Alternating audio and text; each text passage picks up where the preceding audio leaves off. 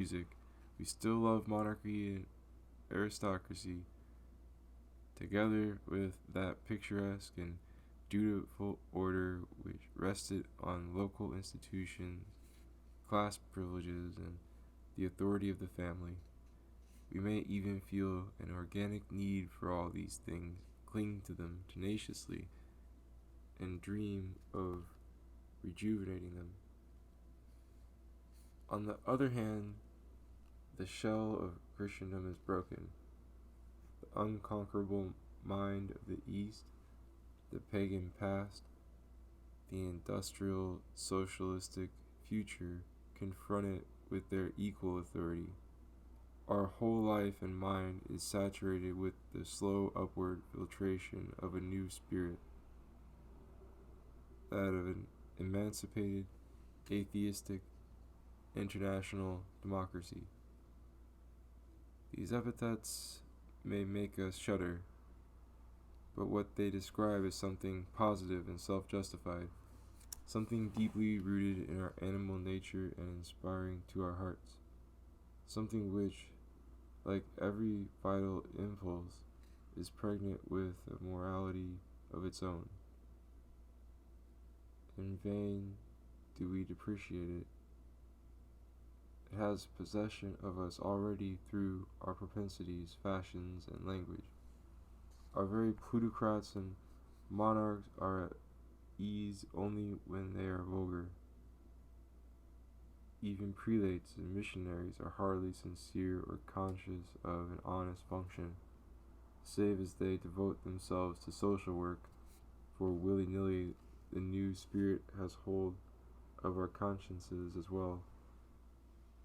This spirit is amiable as well as disquieting, liberating as well as barbaric, and a philosopher in our day, conscious both of the old life and of the new, might repeat what Goethe said of his successive love affairs, that it is sweet to see the moon rise while the sun is still mildly shining. Meantime, our bodies in this generation are generally safe and often comfortable, and for those who can suspend their irrational labors long enough to look about them, the spectacle of the world, if not particularly beautiful or touching, presents a rapid and crowded drama, and what here concerns me most, one unusually intelligible. The nations, parties, and movements that divide the scene have a known history. We are not condemned, as most generations have been, to fight and believe without an inkling of the cause. The past lies before us, the history of everything is published. Everyone records his opinion and loudly proclaims what he wants. In this babel of ideas, few demands are ever literally satisfied, but many evaporate, merge together, and reach an unintended issue with which they are content. The whole drift of things presents a huge good-natured comedy to the observer. It stirs not unpleasantly a certain sturdy animality and hearty self-trust which lie at the base of human nature. A chief characteristic of the situation is that moral confusion is not limited to the world at large, always the scene of profound conflicts, but that it has penetrated to the mind and heart of the average individual. Never, perhaps, were men so like one another and so divided within themselves. In other ages, even more than at present, different classes of men have stood at different levels of culture with a magnificent readiness to persecute and to be martyred for their respective principles. These militant believers have been keenly conscious that they had enemies, but their enemies were strangers to them, whom they could think of merely as such, regarding them as blank negative forces, hateful black devils, whose existence might make life difficult but could not confuse the ideal of life. No one sought to understand these enemies of his, nor even to conciliate them, unless under compulsion or out of insidious policy. To convert them against their will, he merely pelted them with blind refutations and clumsy blows. Every one sincerely felt that the right was entirely on his side, a proof that such intelligence as he had moved freely and exclusively within the lines of his faith. The result of this was that his faith was intelligent, that he understood it and had a clear, almost instinctive perception of what was compatible or incompatible with it. He defended his walls and he cultivated his garden. His position and his possessions were unmistakable. When men and minds were so distinct, it was possible to describe and to count them. During the Reformation, when external confusion was at its height, you might have ascertained almost statistically what persons and what regions each side snatched from the other. It was not doubtful which was which. The history of their respective victories and defeats could consequently be written. So in the 18th century, it was easy to perceive how many people Voltaire and Rousseau might be alienating from Bossuet and Fenelon. But how shall we satisfy ourselves now whether, for instance, Christianity is holding its own? Who can tell what vagary or what compromise may not be calling itself Christianity? A bishop may be a modernist, a chemist may be a mystical theologian, a psychologist may be a believer in ghosts. For science, too, which had promised to supply a new and solid foundation for philosophy, has allowed philosophy rather to undermine its foundation, and is seen eating its own words through the mouths of some of its accredited spokesmen, and reducing itself to something utterly conventional and insecure. It is characteristic of human nature to be as impatient of ignorance regarding what is not known, as lazy in acquiring such knowledge as is at hand.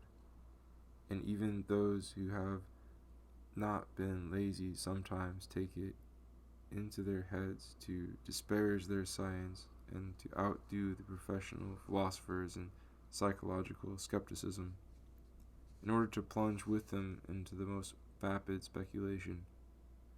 Nor is this insecurity about first principles limited to abstract subjects. It reigns in politics as well.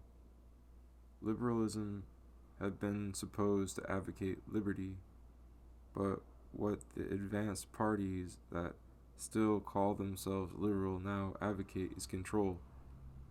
Control over property, trade, wages, hours of work, meat and drink, amusement, and in a truly advanced country like France, control over education and religion.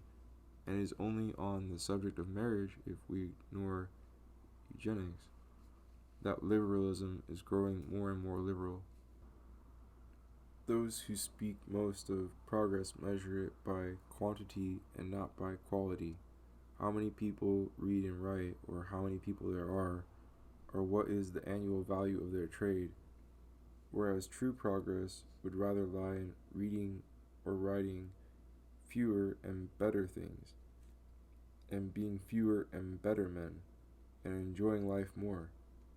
But the philanthropists are now preparing an absolute subjection of the individual in soul and body to the instincts of the majority, the most cruel and unprogressive of masters. I am not sure that the liberal maxim, the greatest happiness of the greatest number, has not lost whatever was just or generous in its intent and come to mean the greatest idleness of the largest possible population. Nationality offers another occasion for strange moral confusion.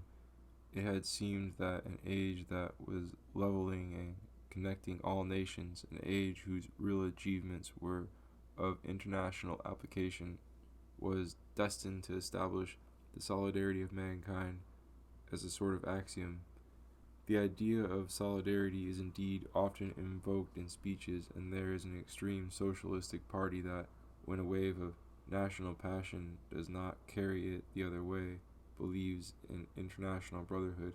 But even here, black men and yellow men are generally excluded, and in higher circles where history, literature, and political ambition dominate men's minds, nationalism has become of late an omnivorous, all-permeating passion. Local parliaments must be everywhere established, extinct or provincial dialects must be galvanized into national languages, philosophy must be made racial, religion must be fostered where it emphasizes nationality and denounced where it transcends it. Man is certainly an animal that, when he lives at all, lives for ideals. Something must be found to occupy his imagination, to raise pleasure and pain into love and hatred, and change the prosaic alternative between comfort and discomfort into the tragic one between happiness and sorrow. Now that the hue of daily adventure is so dull, when religion for the most part is so vague and accommodating, when even war is a vast impersonal business, nationality seems to have slipped into the place of honor. It has become the one eloquent, public, intrepid illusion. Illusion, I mean, when it is taken for an ultimate good or a mystical essence, for of course nationality is a fact. People speak some particular language and are very uncomfortable where another is spoken or where their own is spoken differently. They have habits, judgments, assumptions to which they are wedded, and in a society where all that is unheard of shocks them and puts them at a galling disadvantage. To ignorant people, the foreigner as such is ridiculous, unless he is superior to them in numbers or prestige, when he becomes hateful. It is natural for a man to like to live at home, and to live long elsewhere without a sense of exile is not good for his moral integrity. It is right to feel a greater kinship and affection for what lies nearest to oneself. But this necessary fact and even duty of nationality is accidental. Like age or sex, it is a physical fatality which can be made the basis of specific and comely virtues. But it is not an end to pursue, or a flag to flaunt, or a privilege not balanced by 1,000 incapacities. Yet of this distinction our contemporaries tend to make an idol, perhaps because it is the only distinction they feel they have left. Anomalies of this sort will never be properly understood until people accustom themselves to a theory to which they have always turned a deaf ear, because though simple and true, it is materialistic, namely that mind is not the cause of our actions, but an effect, collateral with our actions of bodily growth and organization. It may therefore easily come about that the thoughts of men, tested by the principles that seem to rule their conduct, may be belated or irrelevant or premonitory, for the living organism has many strata, on any of which at a given moment activities may exist perfect enough to involve consciousness, yet too weak and isolated to control the organs of outer expression, so that, to speak geologically, our practice may be historic, our manners glacial, and our religion Paleozoic. The ideals of the 19th century may be said to have been all belated. The age still yearned with Rousseau or speculated with Kant, while it moved with Darwin, Bismarck, and Nietzsche. And today, in the half-educated classes among the religious or revolutionary sects, we may observe quite modern methods of work allied with a somewhat antiquated mentality. The whole 19th century might well cry with Faust, "Two souls, alas, dwell in my bosom." The revolutions it witnessed filled it with horror and made it fall in love romantically with the past and dote on ruins because they were ruins, and the best learning and fiction of the time were historical. Inspired by an unprecedented effort to understand remote forms of life and feeling, to appreciate exotic arts and religions, and to rethink the blameless thoughts of savages and criminals. This sympathetic labor in retrospect, however, was far from being merely sentimental, for the other half of this divided soul was looking ahead. Those same revolutions, often so destructive, stupid, and bloody, filled it with pride and prompted it to invent several incompatible theories concerning a steady and inevitable progress in the world. In the study of the past, side by side with romantic sympathy, there was a sort of realistic scholarly intelligence and an adventurous love of truth. Kindness, too, was often mingled with dramatic curiosity. The pathologists were usually healers. The philosophers of evolution were inventors or humanitarians or at least idealists. The historians of art, though optimism was impossible here, were also guides to taste, quickeners of moral sensibility like Ruskin, or enthusiasts for the irresponsibly beautiful like Pater or Oscar Wilde. Everywhere in the 19th century we find a double preoccupation with the past and with the future, a longing to know what all experience might have been hitherto, and on the other hand to hasten to some wholly different experience, to be contrived immediately with a beating heart and with flying banners. The imagination of the age was intent on history. Its conscience was intent on reform. Reform, this magic word itself covers a great equivocation. To reform means to shatter one form and to create another, but the two sides of the act are not always equally intended nor equally successful.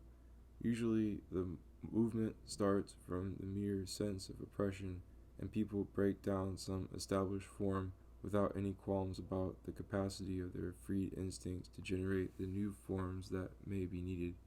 So the Reformation, in destroying the traditional order, intended to secure truth, spontaneity, profuseness of religious forms. The danger, of course, being that each form might become meager and the sum of them chaotic. If the accent, however, could only be laid on the second phase of the transformation, reform might mean the creation of order where it did not sufficiently appear, so that diffuse life should be concentrated into a congenial form that should render it strong and self-conscious. In this sense, if we may trust Mr. Gilbert Murray, it was a great wave of reform that created Greece, or at least all that was characteristic and admirable in it, an effort to organize, train, simplify, purify, and make beautiful the chaos of barbaric customs and passions that had preceded. The clangor here, a danger to which Greece actually succumbed, is that so refined an organism may be too fragile, not inclusive enough within, and not buttressed strongly enough without against the flux of the uncivilized world.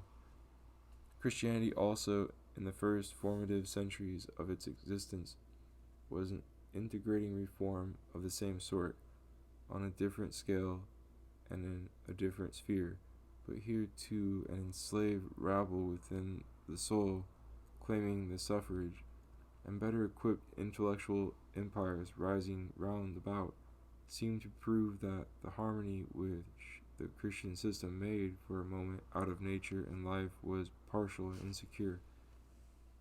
It is a terrible dilemma in the life of reason whether it will sacrifice natural abundance to moral order or moral order to natural abundance.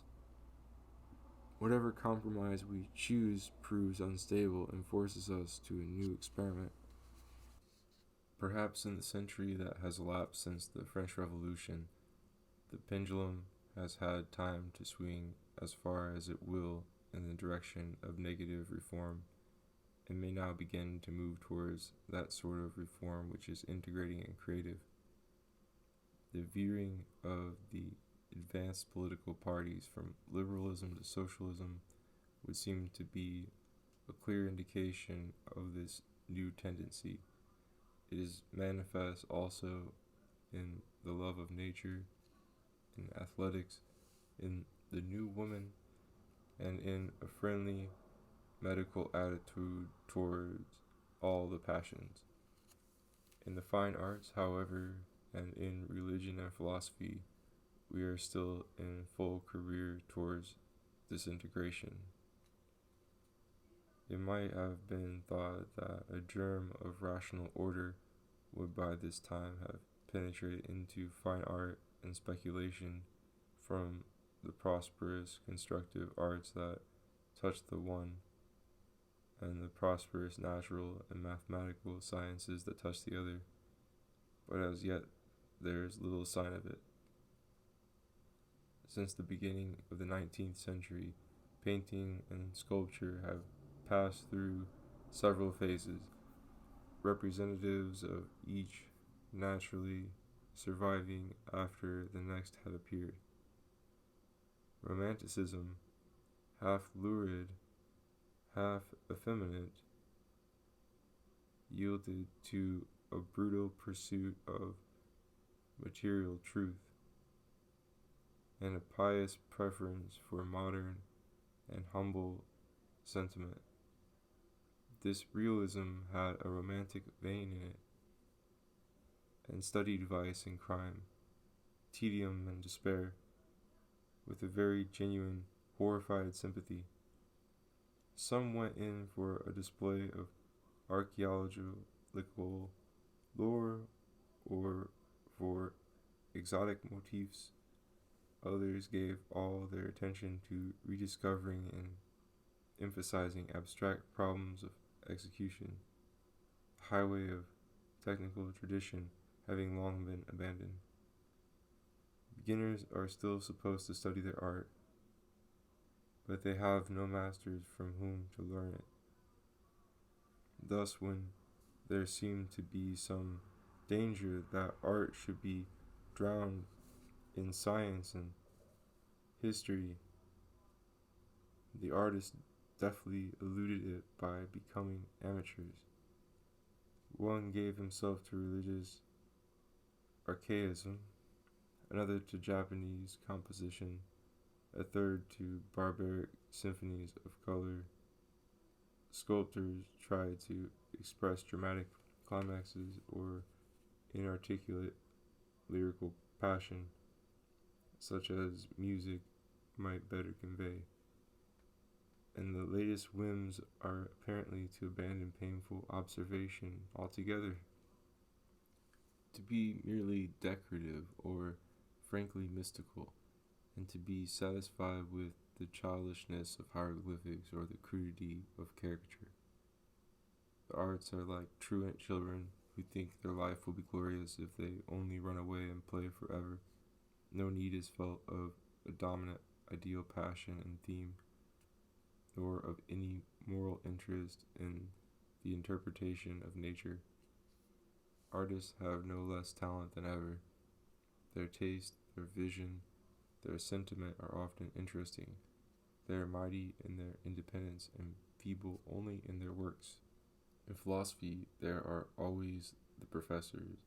As in art, there are always the portrait painters and the makers of official sculpture, and both sorts of academicians are often very expert and well educated.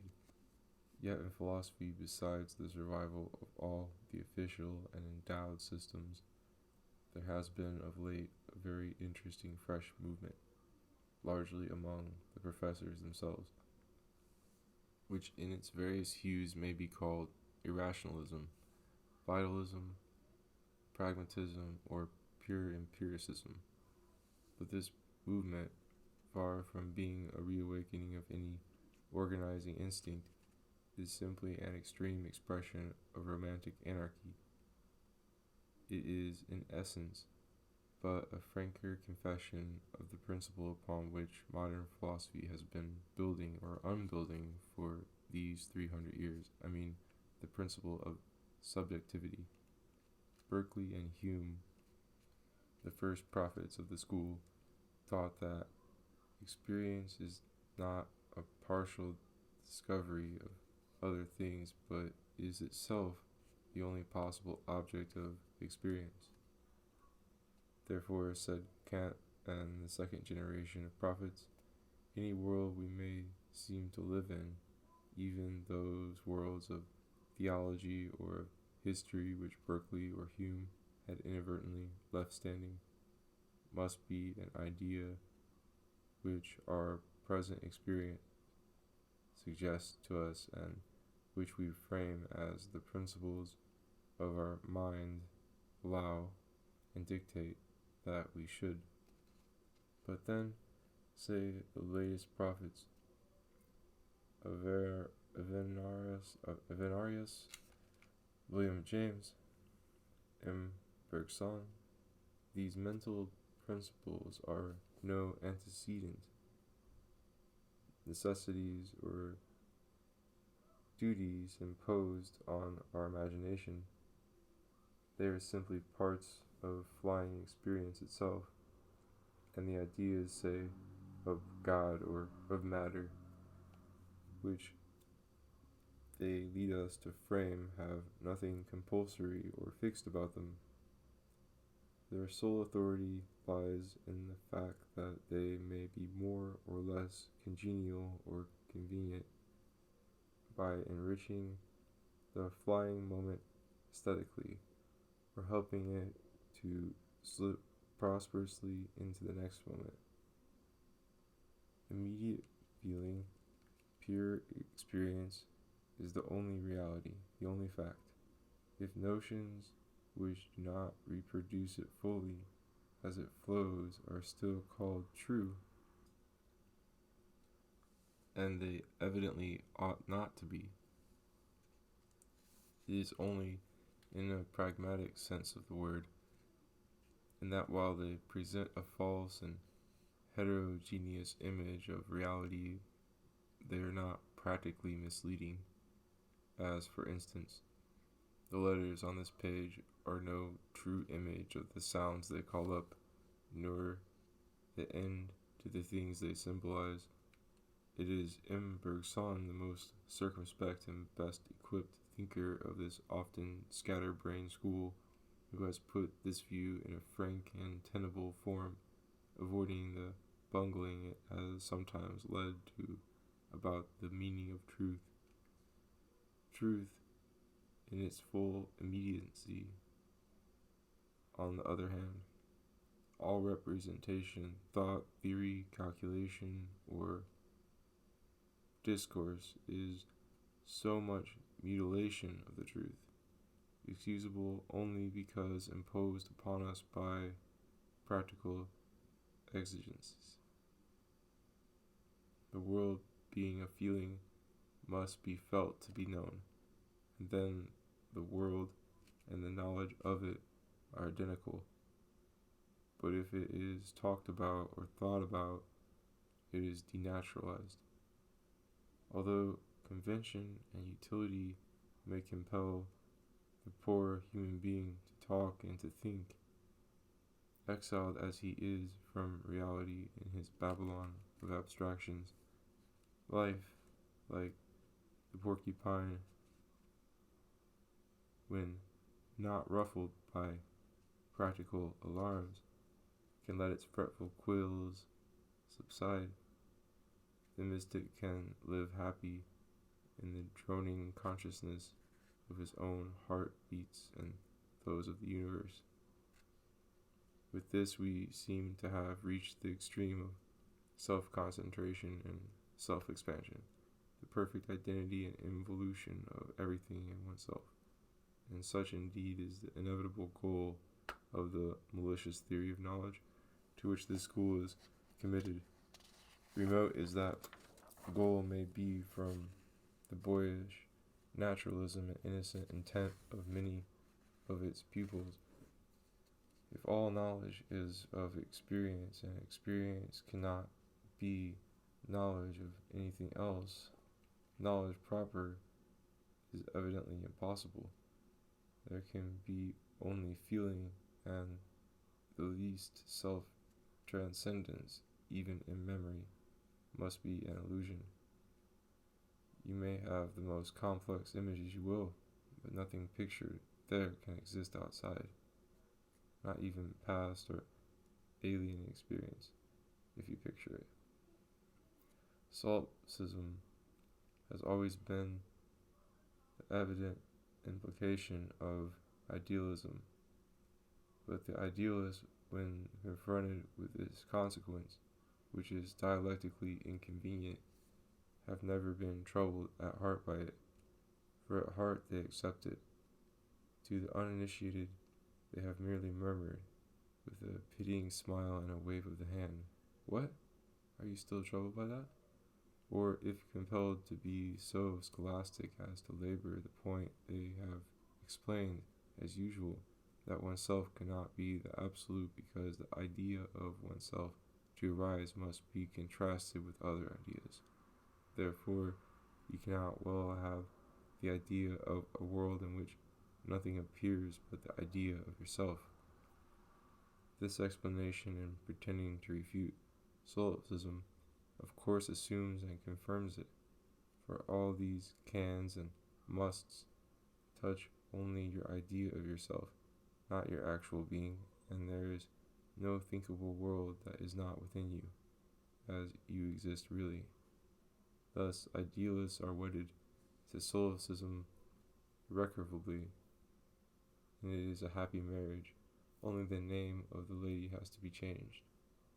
Nevertheless, lest peace should come, and peace nowadays is neither possible nor desired, a countercurrent at once overtakes the philosophy of the immediate and carries it violently to the opposite pole of speculation. From mystic intuition to a commercial cult of action and a materialization of the mind such as no materialist had ever dreamt of. The tenderness which the pragmatists feel for life in general, and especially for an accelerated modern life, has doubtless contributed to this revulsion, but the speculative consideration of the immediate might have led to it independently.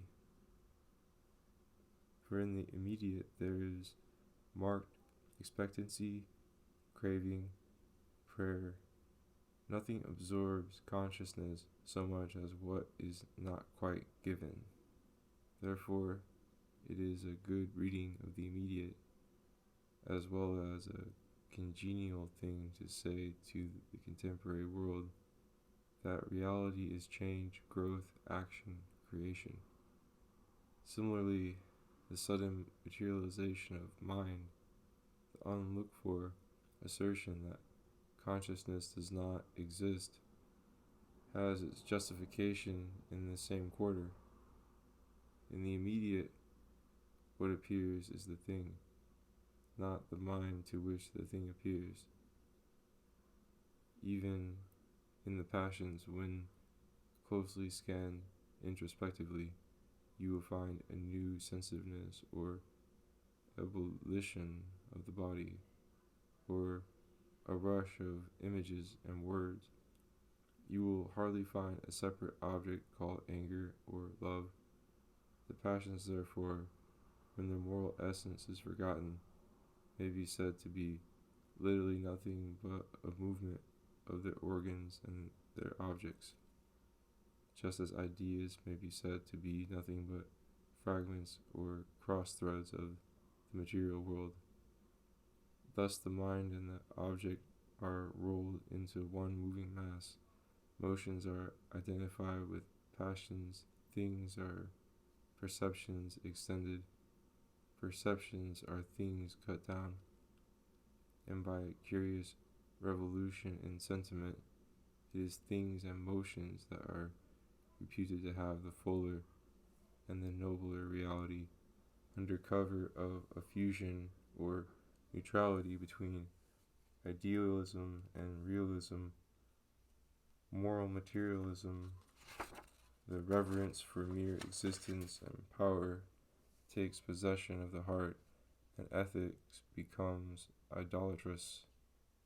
Idolatry, however, is hardly possible if you have a cold and clear idea of blocks and stones, attributing to them only the motions they are capable of, and accordingly, idealism, by way of compensation, has to take possession of physics.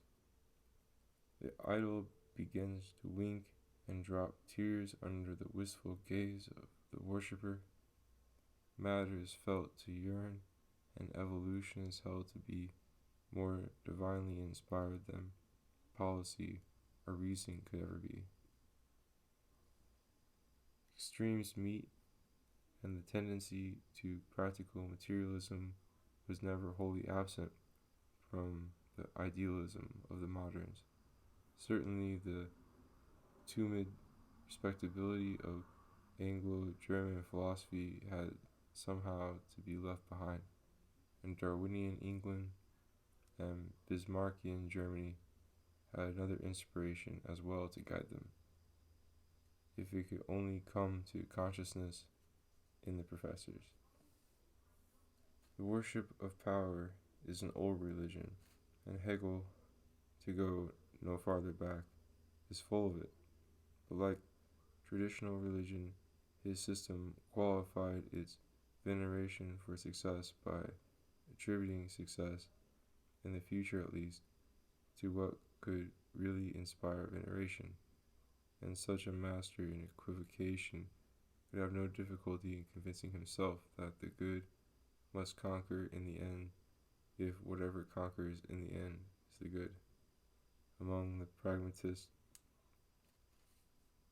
the worship of power is also optimistic, but it is not to logic that power is attributed.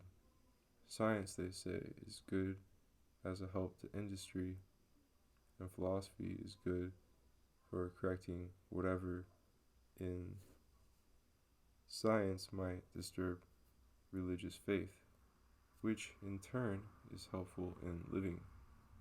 What industry or life are good for, it would be unsympathetic to inquire. The stream is mighty, we must swim with the stream. Concern for survival, however, which seems to be the pragmatic principle in morals, does not afford a remedy for moral anarchy. To take firm hold on life, according to Nietzsche, we should be imperious, poetical, atheistic, but according to William James, we should be democratic, concrete, and credulous. It is hard to say whether pragmatism is come to emancipate the individual spirit and make it lord over things, or on the contrary, to declare the spirit a mere instrument for the survival of the flesh. In Italy, the mind seems to be raised deliriously into an absolute creator, evoking at will, at each moment, a new past, a new future, a new earth, and a new God. In America, however, the mind is recommended rather as an unpatented device for oiling the engine of the body and making it do double work. Trustful faith in evolution and a longing for intense life are characteristic of contemporary sentiment, but they do not appear to be consistent with that contempt for the intellect, which is no less characteristic of it. Human intelligence is certainly a product, and a late and highly organized product, of evolution. It ought apparently to be as much admired as the eyes of mollusks or the antennae of ants, and if life is better, the more intense and concentrated it is, intelligence would seem to be the best form of life. But the degree of intelligence which this age possesses makes it so very comfortable that, in this instance, it asks for something less vital, and sighs for what evolution has left behind. In the presence of such cruelly distinct things as astronomy, or such cruelly confused things as theology, it feels la nostalgia de la boue.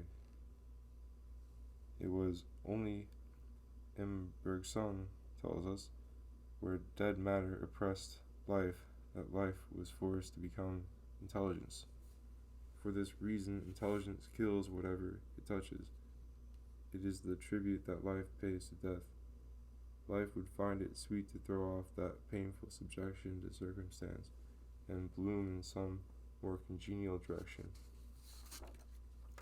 In Bergson's own philosophy is an effort to realize this revulsion, to disintegrate intelligence and stimulate sympathetic experience.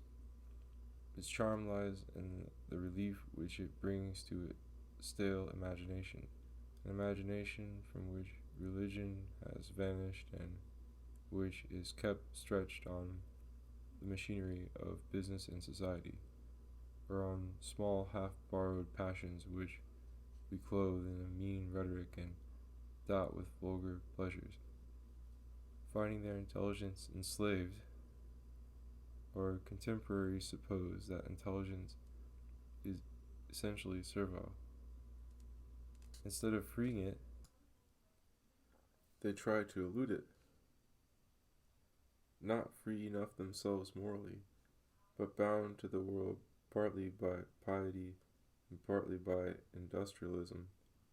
They cannot think of rising to a detached contemplation of earthly things and of life itself and evolution. They revert rather to sensibility and seek some bypath of instinct or dramatic sympathy in which to wander. Having no stomach for the ultimate, they burrow downwards towards the primitive. But the longing to be primitive is a disease of culture. It is archaism in morals. To be so preoccupied with vitality is a symptom of anemia. When life was really vigorous and young, in Homeric times, for instance, no one seemed to fear that it might be squeezed out of existence either by the incubus of matter or by the petrifying blight of intelligence. Life was like the light of day, something to use or to waste or to enjoy. It was not a thing to worship, and often the chief luxury of living consisted in dealing death about vigorously. Life indeed was loved, and the beauty and pathos of it were felt exquisitely. But its beauty and pathos lay in the divineness of its model and in its own fragility. No one paid the equivocal compliment of thinking it a substance or a material force. Nobility was not then impossible in sentiment, because there were ideals in life higher and more indestructible than life itself, which life might illustrate and to which it might fitly be sacrificed. Nothing can be meaner than the anxiety to live on anyhow and in any shape. A spirit with any honor is not willing to live except in its own way, and a spirit with any wisdom is not overeager to live at all. In those days men recognized immortal gods in resign themselves to being mortal. Yet those were the truly vital and instinctive days of the human spirit. Only when vitality is low do people find material things oppressive and ideal things unsubstantial. Now there is more motion than life and more haste than force. We are driven to distraction by the ticking of the tiresome clocks, material and social, by which we are obliged to regulate our existence. We need ministering angels to fly to us from somewhere, even if it be from the depths of protoplasm. We must bathe in the currents of some non-human vital flood, like consumptives in their last extremity. We must bask in the sunshine and breathe the mountain air, and our disease is not without its sophistry to convince us that we were never so well before, or so mightily conscious of being alive. When chaos has penetrated so far into the moral being of nations, they can hardly be expected to produce great men. A great man need not be virtuous, nor his opinions right, but he must have a firm mind, a distinctive, luminous character. If he is to dominate things, something must be dominant in him. We feel him to be great in that he clarifies and brings to expression something which was potential in the rest of us, but which, with our burden of flesh and circumstance, we were too torpid to utter. The great man is a spontaneous variation in humanity, but not in any direction. Spontaneous variation might be a mere madness or mutilation or monstrosity. In finding the variation admirable, we evidently invoke some principle of order to which it conforms. Perhaps it makes explicit what was performed in us also, as when a poet finds the absolutely right phrase for a feeling, or when nature suddenly astonishes us with a form of absolute beauty, or perhaps it makes an unprecedented harmony out of things existing before, but jangled and detached. The first man was a great man for this latter reason. Having been an ape perplexed and corrupted by his multiplying instincts, he suddenly found a new way of being decent by harnessing all those instincts together through memory and imagination, and giving each in turn a measure of its due, which is what we call being rational. It is a new road to happiness if you have strength enough to castigate a little the various impulses that sway you in turn. Why then is the martyr who sacrifices everything to one attraction distinguished from the criminal or the fool who do the same thing?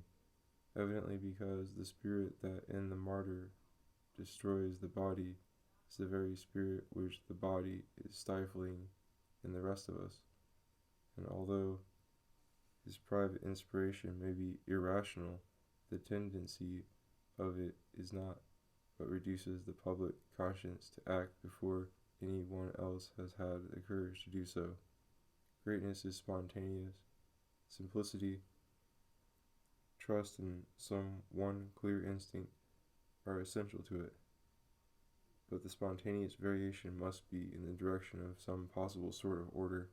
It must exclude and leave behind what is incapable of being moralized.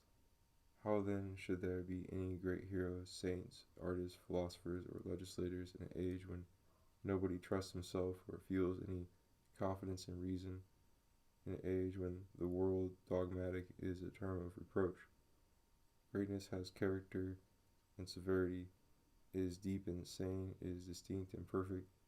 For this reason, there is none of it today. There is indeed another kind of greatness, or rather largeness of mind, which consists in being a synthesis of humanity in its current phases, even if without prophetic emphasis or direction. The breadth of Goethe rather than the fineness of a Shelley or a Leopardi, but such largeness of mind not to be vulgar must be impartial, comprehensive, Olympian. It would not be greatness if its miscellany were not dominated by a clear genius, and if before the confusion of things the poet or philosopher were not himself delighted, exalted, and by no means confused. Nor does this presume omniscience on his part. It is not necessary to fathom the ground or the structure of everything in order to know what to make of it. Stones do not disconcert a builder because he may not happen to know what they are chemically. And so, unsolved problems of life and nature and the babble of society need not disturb the genial observer, though he may be incapable of unraveling them. He may set these dark spots down in their places like so many caves or wells in a landscape without feeling bound to scrutinize their depths simply because their depths are obscure. Unexplored they may have a sort of luster, explored they might merely make him blind, and it may be a sufficient understanding of them to know that they are not worth investigating. In this way, the most chaotic age and the most motley horrors might be mirrored limpidly in a great mind, as the Renaissance was mirrored in the works of Raphael and Shakespeare. But the master's eye itself must be single, his style unmistakable, his visionary interest in what he depicts frank and supreme. Hence, this comprehensive sort of greatness, too, is impossible in an age when moral confusion is pervasive, when characters are complex, undecided, troubled by the mere existence of what is not congenial to them, eager to be not themselves, when, in a word, thought is weak, and the flux of things overwhelms it. Without great men and without clear convictions, this age is nevertheless very active intellectually. It is studious, empirical, inventive, sympathetic. Its wisdom consists in a certain contrite openness of mind. It flounders, but at least in floundering it has gained a sense of possible depths in all directions. Under these circumstances, some triviality and great confusion in its positive achievements are not unpromising things, nor even unamiable. These are the wander Yahre of faith.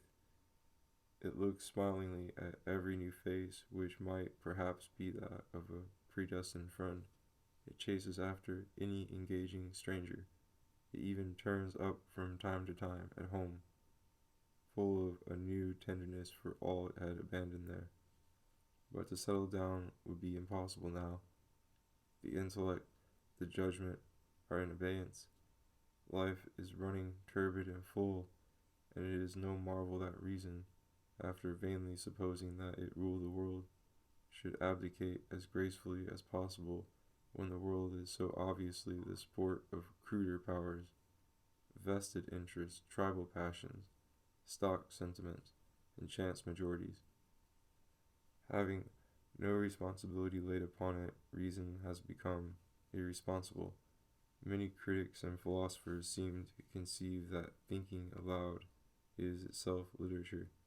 Sometimes reason tries to lend some moral authority to its present masters by proving how superior they are to itself. It worships evolution, instinct, novelty, action, as it does in Modernism, Pragmatism, and the philosophy of M. Bergson. At other times, it retires into the freehold of those temperaments whom this world has ostracized, the region of the non-existent, and comforts itself with its indubitable conquest there. This happened earlier to the Romanticists in a way which I have tried to describe in the subjoined paper on Shelley. Although Their poetic and political illusions did not suffer them to perceive it.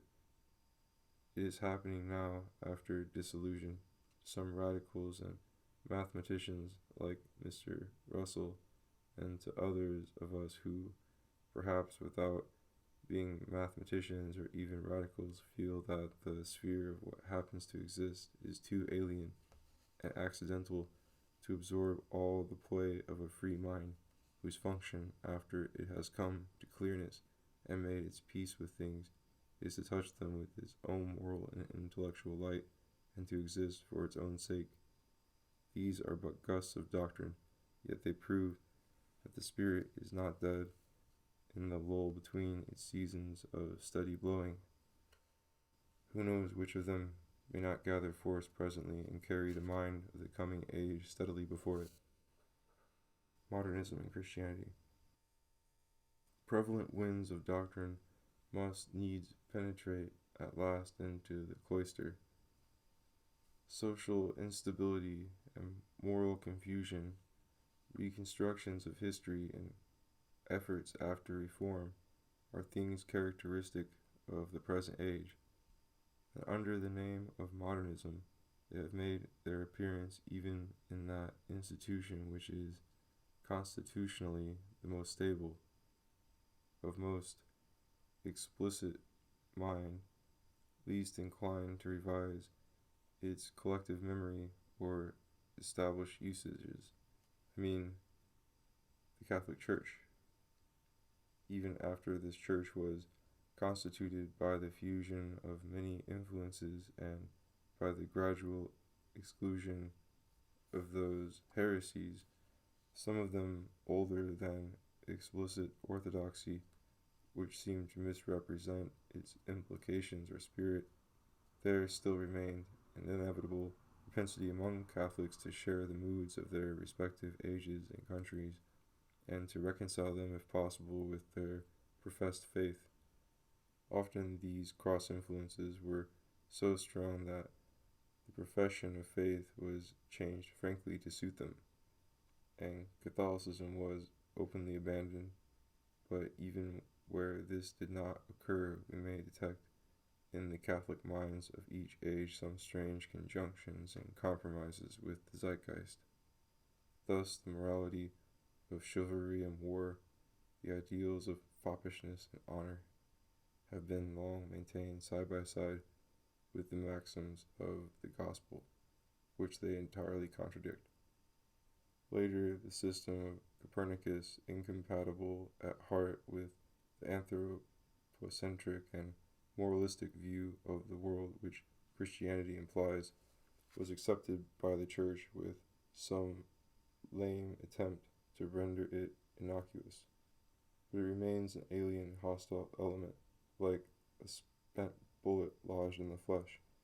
In more recent times, we have heard of liberal Catholicism, the attitude assumed by some generous but divided minds too much attached to their traditional religion to abandon it, but too weak and too hopeful not to glow also with enthusiasm for modern liberty and progress.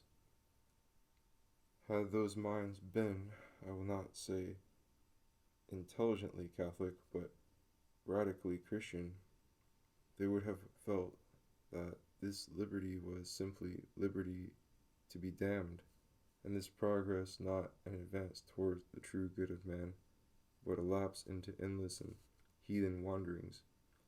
For Christianity, in its essence and origin, was an urgent summons to repent and come out of just such a worldly life as modern liberty and progress hold up as an ideal to the nations. In the Roman Empire, as in the promised land of liberalism, each man sought to get and to enjoy as much as he could, and supported a ponderous government, neutral as to religion and moral traditions, but favorable to the accumulation of riches, so that certain enlightenment and cosmopolitanism were made possible, and private passions and tastes could be gratified without encountering persecution or publicly, though not without a general relaxation of society and a vulgarizing of arts and manners. That something so self-indulgent and worldly as this ideal of liberalism could have been thought compatible with Christianity, the first initiation into which in baptism involves renouncing the world, might well astonish us had we not been rendered deaf to moral discords by the very din which from our birth they have been making in our ears. But this is not all. Primitive Christianity was not only a summons to turn one's heart and mind away from a corrupt world, it was a summons to do so under pain of instant and terrible punishment. It was the conviction of pious Jews since the days of the prophets that mercilessness, avarice, and disobedience to revealed law were the direct path to ruin. A world so wicked as the liberal world against which St. John the Baptist thundered was necessarily on the verge of destruction. Sin, although we moderns may not think so, seemed to the ancient Jews a fearful imprudence. The hand of the Lord would descend on it heavily, and very soon the whole Roman civilization was to be overthrown in the twinkling of an eye. Those who hoped to be of the remnant and to be saved, so as to lead a clarified and heavenly life in the New Jerusalem, must hasten to put on sackcloth and ashes, to fast and to pray, to watch with girded loins for the coming of the kingdom. It was superfluous for them to study the dead past or to take thought for the morrow. The cataclysm was at hand. A new heaven and a new earth, far more worthy of study, would be unrolled before that very generation. There was indeed something terribly leveling, revolutionary, serious, and expectant about that primitive gospel, and insofar as liberalism possessed similar qualities, insofar as it was moved by indignation, pity, and fervent hope, it could well preach on early Christian texts. But the liberal Catholics were liberals of the polite and governmental sort. They were shocked at suffering rather than at sin, and they feared not the Lord but the movement of public opinion. Some of them were vaguely pious men, whose conservatism in social and moral matters forbade them to acquiesce in the disappearance of the church altogether, and they thought it might be preserved, as the English church is, by making opportune concessions. Others were simply aristocrats, desirous that the pacifying influence of religion should remain strong over the masses. The clergy was not, in any considerable measure, tossed by these opposing currents. The few priests who were liberals were themselves men of the world, patriots and orators.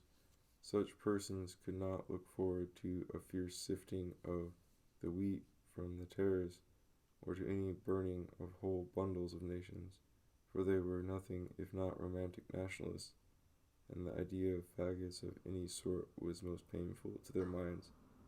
They longed rather for a sweet cohabitation with everybody, and a mild tolerance of almost everything. A war for religion seemed to them a crime, but a war for nationality glorious and holy. No wonder that their work in nation building has endured, while their sentiments in religion are scattered to the winds.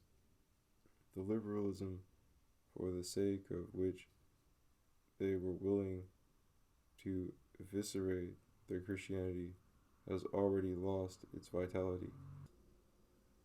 It survives as a pale parliamentary tradition, impotent before the tide of socialism rising behind its back. The Catholicism which they wish to see gently lingering is being driven out of national life by official spoliations and popular mockeries. It is fast becoming what it was in the beginning, a sect with more or less power to alienate the few who genuinely adhere to it from the pagan society in which they are forced to live. The question, what is true or essential Christianity, is a thorny one, because each party gives the name of genuine Christianity to what it happens to believe. Thus, Professor Harnack, not to mention less distinguished historians, make the original essence of Christianity coincide. What a miracle! With his own Lutheran and Kantian sentiments, but the essence of Christianity, as of everything else, is the whole of it, and the genuine nature of a seed is at least as well expressed by what it becomes in contact with the earth and air as by what it seems in its primitive minuteness. It is quite true, as the modernists tell us, that in the beginning Christian faith was not a matter of scholastic definitions, nor even of intellectual dogmas. Religion seldom began in that form, and paganism was even less intellectual and less dogmatic than early Christianity. The most primitive Christian faith consisted in a conversion of the whole man, intellect, habits, and affections, from the life of the world to a new mystical life, in answer to a moral summons and a prophecy about destiny. The moral summons was to renounce home, kindred, possessions, the respect of men, hypocrisies of the synagogue, and to devote oneself to a wandering and begging life, healing, praying, and preaching. And preaching what? Preaching the prophecy about destiny which justified that conversion and renunciation. Preaching that the world in its present constitution was about to be destroyed on account of its wickedness, and that the ignorant, the poor, and the downtrodden, if they trusted this prophecy and turned their backs at once on all the world pursues, would be saved in the new deluge, and would form a new society of a more or less supernatural kind, to be raised on the ruins of all present institutions. The poor were called, but the rich were also called, and perhaps even the heathen, for there was in all men, even in all nature. This is the one touch of speculative feeling in the gospel, a precious potentiality of goodness. All were essentially amiable, though accidentally wretched and depraved, and by the magic of a new faith and hope the soul of goodness and all living things might be freed from the hideous incubus of circumstance that now oppresses it, and might come to bloom openly as the penetrating eye of the lover even now sees that it could bloom. Love, then, and sympathy, particularly towards the sinful and diseased, a love relieved of sentimentality by the deliberate practice of healing, warning, and comforting, a complete aversion from all the interest of political society, and a confident expectation of a cataclysm that should suddenly transfigure the world. Such was Christian religion in its origin. The primitive Christian was filled with the sense of a special election and responsibility, and of a special hope. He was serene, abstracted, incorruptible, his inward eye fixed on a wonderful revelation. He was as incapable of attacking as of serving the state. He despised or ignored everything for which the state exists: labor, wealth, power, felicity, splendor, and learning. With Christ, the natural man in him had been crucified, and in Christ he had risen again, a spiritual man, to walk the earth as a messenger from heaven for a few more years. His whole life was an experience of perpetual graces and miracles. Prophecy about the speedy end of this wicked world was not fulfilled as the early Christians expected, but this fact is less disconcerting to the Christian than one would suppose. The spontaneous or instinctive Christian, and there is such a type of mind, quite apart from any affiliation to historic Christianity, takes a personal and dramatic view of the world, its values, and even its reality are the values and reality which it may have for him. It would profit him nothing to win it if he lost his own soul. That prophecy about the destruction of nature springs from this attitude. Nature must be subservient to the human conscience. It must satisfy the hopes of the prophet and vindicate the saints. That the years should pass and nothing should seem to happen need not shatter the force of this prophecy for those whose imagination it excites. This world must actually vanish very soon for each of us, and this is the point of view that counts with the Christian mind. Even if we consider posterity, kingdoms and arts and philosophies of this world are short-lived. They shift their aims continually and shift their substance. The prophecy of their destruction is therefore being fulfilled continually. The need of repentance, if one would be saved, is truly urgent, and the means of that salvation cannot be an operation upon this world, but faith in another world that, in the experience of each soul, is to follow upon it.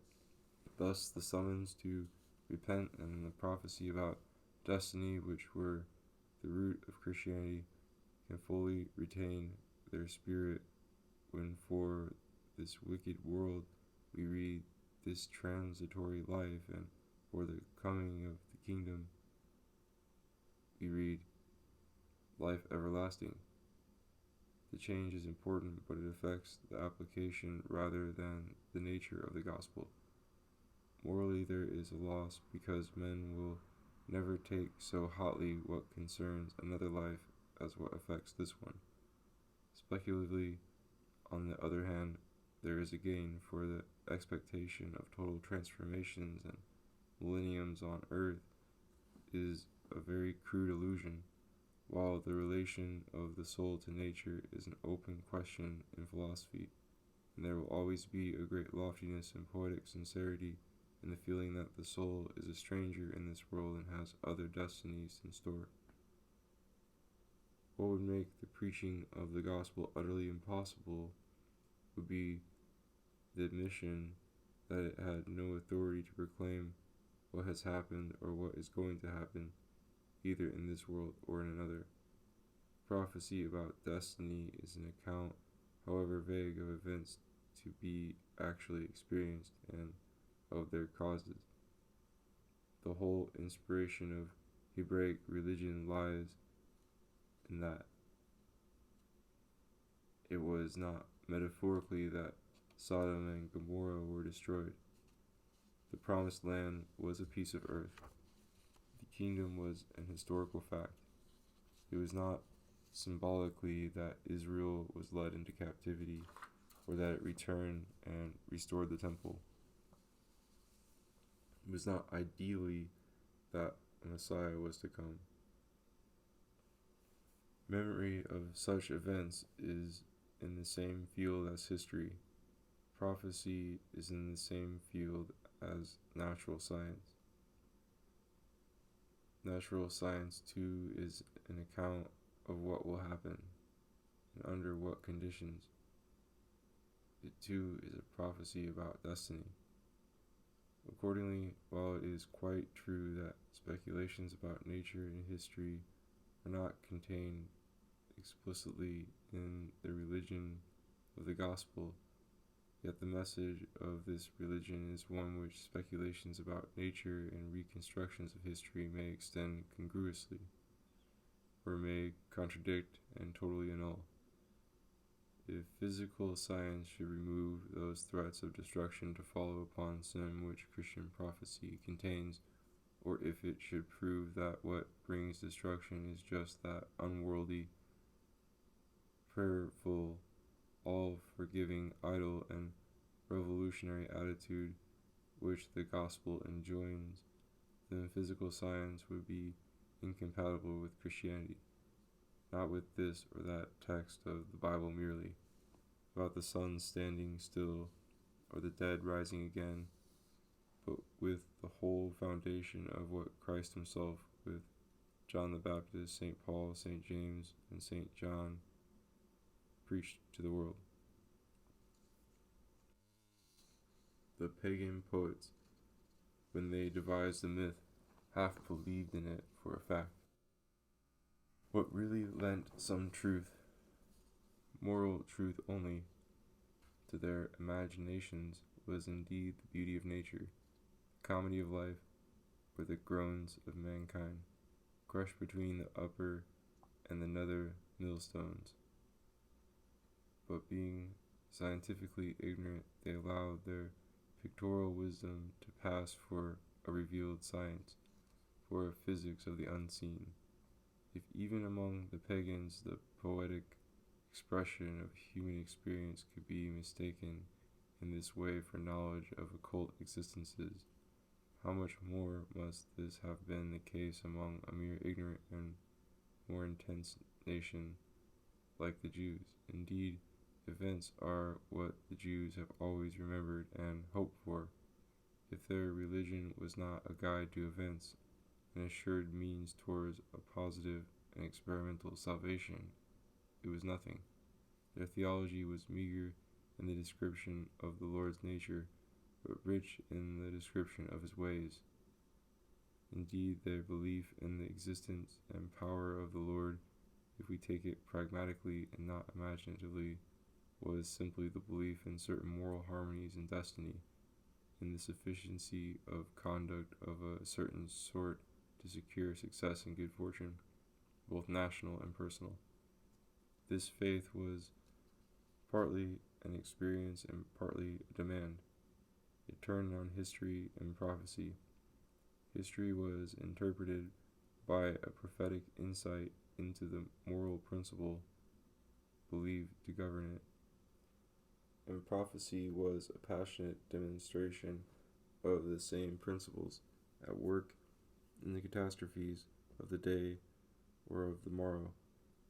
There is no doubt a Platonic sort of religion, a worship of the ideal apart from its power to realize itself, which has entered largely into the life of Christians, and the more mystical and disinterested they were, the more it has tended to take the place of Hebraism. But the Platonists too, when left to their instincts, followed their master in attributing power and existence by a sort of cumulative worship and imaginative hyperbole to what in the first place they worship because it is good. To divorce then, as the modernists do, the history of the world from the story of salvation and God's government and the sanctions of religion from the operation of matter is a fundamental apostasy from Christianity. Christianity being a practical and living faith in a possible eventual redemption from sin, from the punishment for sin, from the thousand circumstances that make the most brilliant worldly life a sham and a failure, essentially involves a faith in a supernatural physics and such an economy of forces behind, within, and around the discoverable forces of nature, that the destiny which nature seems to prepare for us may be reversed, that failures may be turned into successes, ignominy into glory, and humble faith into triumphant vision, and this not merely by a change in our point of view or estimation of things, but by an actual historical, physical transformation in the things themselves.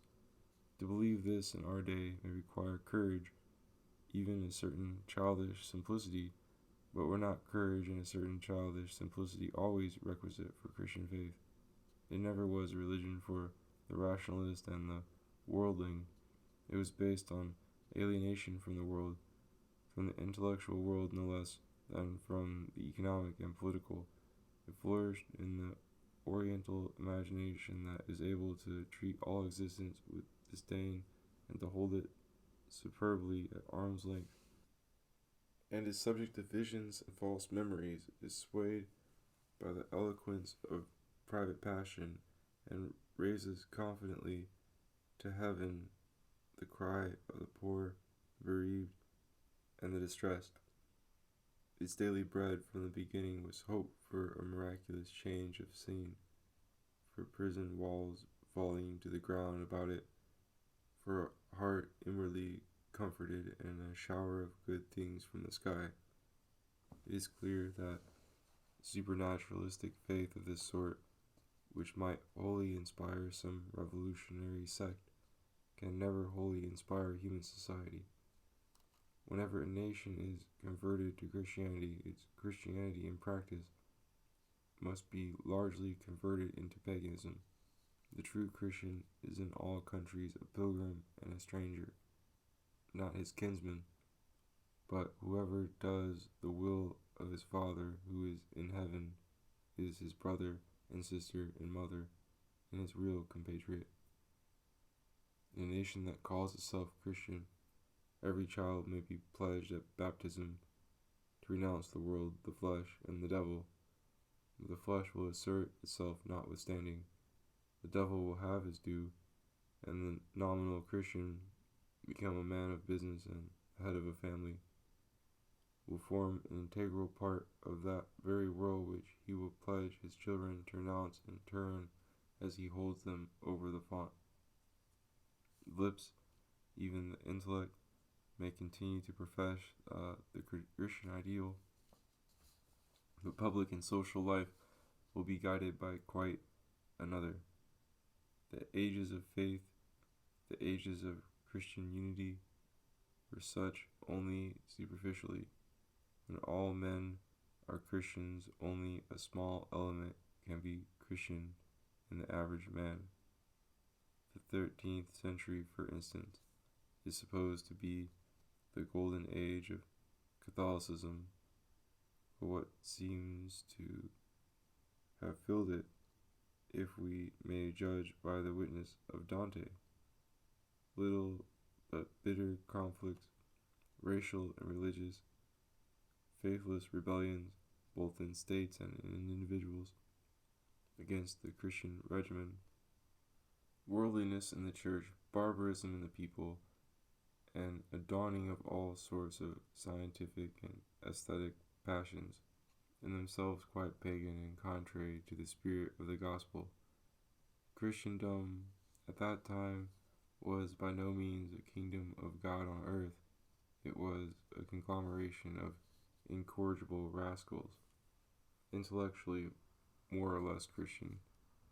We may see the same thing under different circumstances in the Spain of Philip II.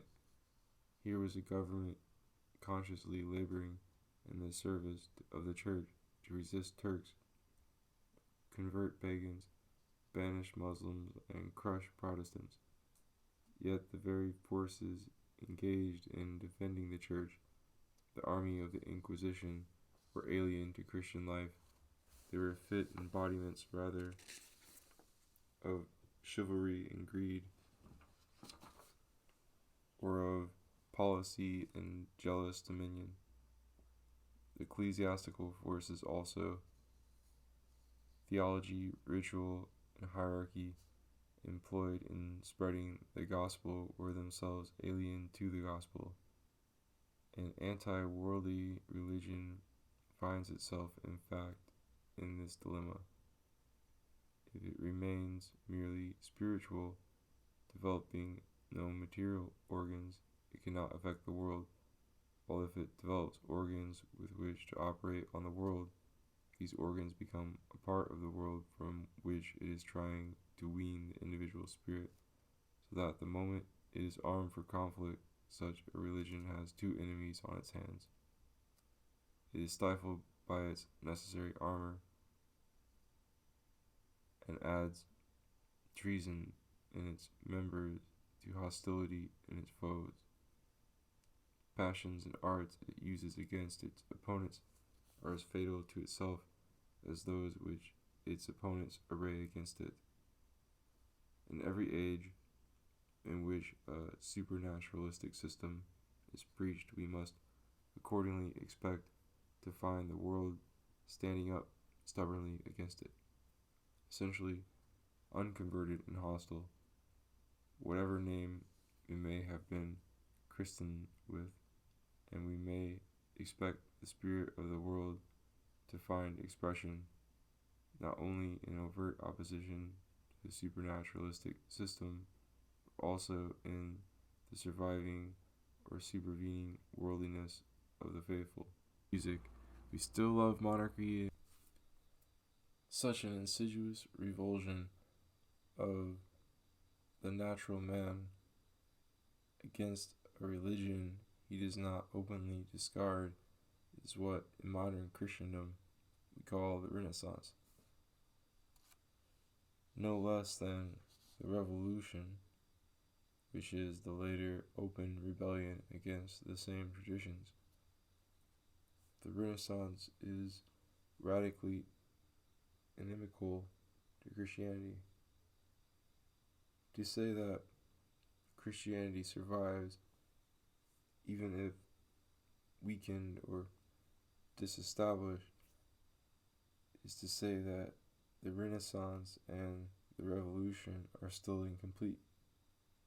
Far from being past events, they are living programs. The ideal of the Renaissance is to restore pagan standards in polite learning, in philosophy, in sentiment, and in morals. It is to abandon and exactly reverse one's baptismal vows. Instead of forsaking this wicked world, the men of the Renaissance accept, love, and cultivate the world. With all its pomp and vanities, they believe in the blamelessness of natural life and in its perfectibility, or they cling at least to a noble ambition to perfect it and a glorious ability to enjoy it. Instead of renouncing the flesh, they feed, refine, and adorn it. Their arts glorify its beauty and its passions. And far from renouncing the devil, if we understand by the devil the proud assertion on the part of the finite of its autonomy of the intellect and science, autonomy of the heart and will and morals, the men of the Renaissance are possessed by the devil altogether. They worship nothing and acknowledge authority in nothing save in their own spirit. No opposition could be more radical and complete than that between the Renaissance and the anti-worldly religion of the gospel. I see a vision, Nietzsche says somewhere, so full of meaning, yet so wonderfully strange. Caesar Borgia become Pope? Do you understand?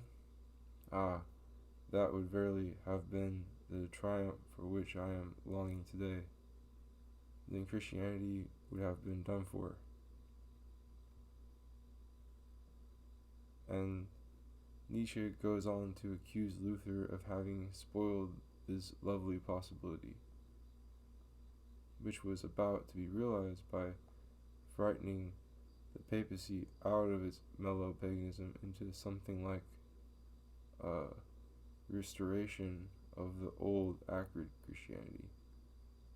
A dream of this sort, even if less melodramatic than Nietzsche's, has visited the mind of many a neo-Catholic or neo-pagan. If the humanistic tendencies of the Renaissance could have worked on unimpeded, might not a revolution from above, a gradual rationalization, have transformed the Church? Its dogma might have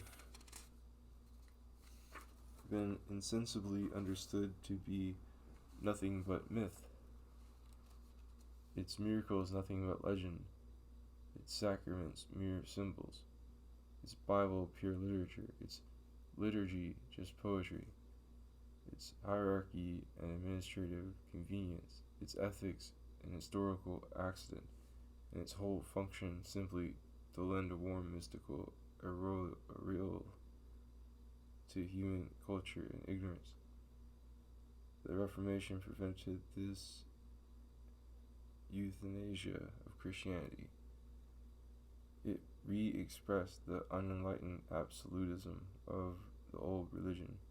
It insisted that dogma was scientifically true, that salvation was urgent and fearfully doubtful, that the world and the worldly paganized church were as Sodom and Gomorrah, and that sin, though natural to man, was to God an abomination. In fighting this movement, which soon became heretical, the Catholic Church had to fight it with its own weapons, and thereby reawakened in its own bosom the same sinister convictions. It did not have to dig deep to find them. Even without Luther, convinced Catholics would have appeared in plenty to prevent Caesar Borgia, had he secured the tiara, from being Pope in any novel fashion or with any revolutionary result. The supernaturalism, the literal realism, the otherworldliness of the Catholic Church are too much the soul of it to depart without causing its dissolution. While the Church lives at all, it must live on the strength which these principles can lend it. And they are not altogether weak. Persons who feel themselves to be exiles in this world, and what noble mind from Empedocles down has not had that feeling, are mightily inclined to believe themselves citizens of another. There will always be spontaneous, instinctive Christians, and when under the oppression of sin, salvation is looked for and miracles are expected. The supernatural scheme of salvation which historical Christianity offers will not always be despised. The modernists think the Church is doomed if it turns a deaf ear to the higher criticism or ignores the philosophy of M. Bresson. But it has outlived greater storms, a moment when any exotic superstition can find excitable minds to welcome it, when new and grotesque forms of faith can spread among the people, when the ultimate impotence of science is the theme of every cheap philosopher, when constructive philology is reefing its sails, when the judicious grieve at the portentous metaphysical shams of yesterday and smile at those of today. Such a movement is rather ill chosen for prophesying the extinction of a deep-rooted system of religion, because your own studies make it seem to you incredible, especially if you hold a theory of knowledge that regards all opinions as arbitrary postulates, which it may become convenient to abandon at any moment. Modernism is the infiltration into minds that begin by being Catholic and wish to remain so of two contemporary influences. One, the rationalistic study of the Bible, and other, modern philosophy, especially in its mystical and idealistic forms. The sensitiveness of the modernists to these two influences is creditable to them as men, however perturbing it may be to them as Catholics, for what makes them adopt the views of rationalistic historians is simply the fact that those views seem in substance convincingly true, and what makes them wander into transcendental speculations is the warmth of their souls, needing to express their faith anew and to follow their inmost inspiration, wherever it may lead them. Scrupulous honesty in admitting the probable facts of history, and a fresh upswelling of mystical experience. These are the motives credible to any spiritual man that have made modernists of so many. But these excellent things appear in the modernists under rather unfortunate circumstances. For the modernists to begin with are Catholics, and usually priests. They are pledged to a fixed creed, touching matters both of history and of philosophy, and it would be a marvel if rationalistic criticism of the Bible and rationalistic church history confirmed that creed on its historical side, or if irresponsible personal speculations in the manner of Ritschl or of M. Bergson confirmed its metaphysics.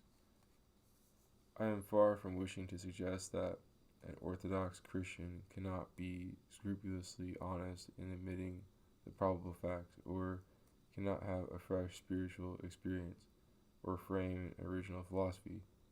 But what we think probable hangs on our standard of probability and of evidence. The spiritual experiences that come to us are according to our disposition and affections, and any new philosophy we frame will be an answer to the particular problems that beset us, and an expression of the solutions we hope for. Now this standard of probability, this disposition, and these problems and hopes may be those of a Christian, or they may not. The true Christian, for instance, will begin by regarding miracles as probable.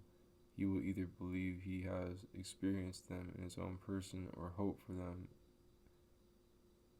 earnestly. Nothing will seem to him more natural, more in consonance with the actual texture of life, than that they should have occurred abundantly and continuously in the past.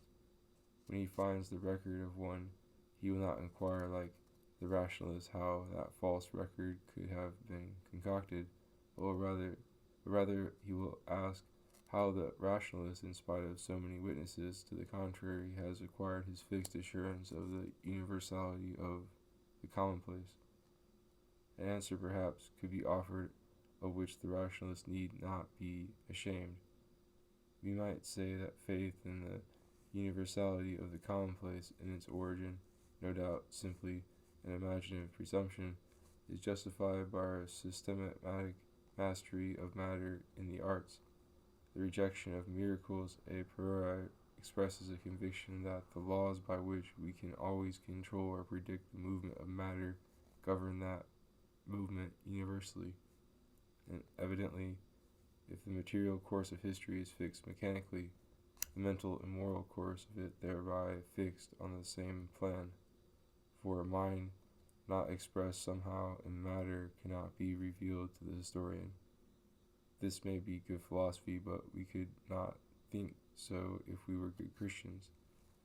We should then expect to move matter by prayer.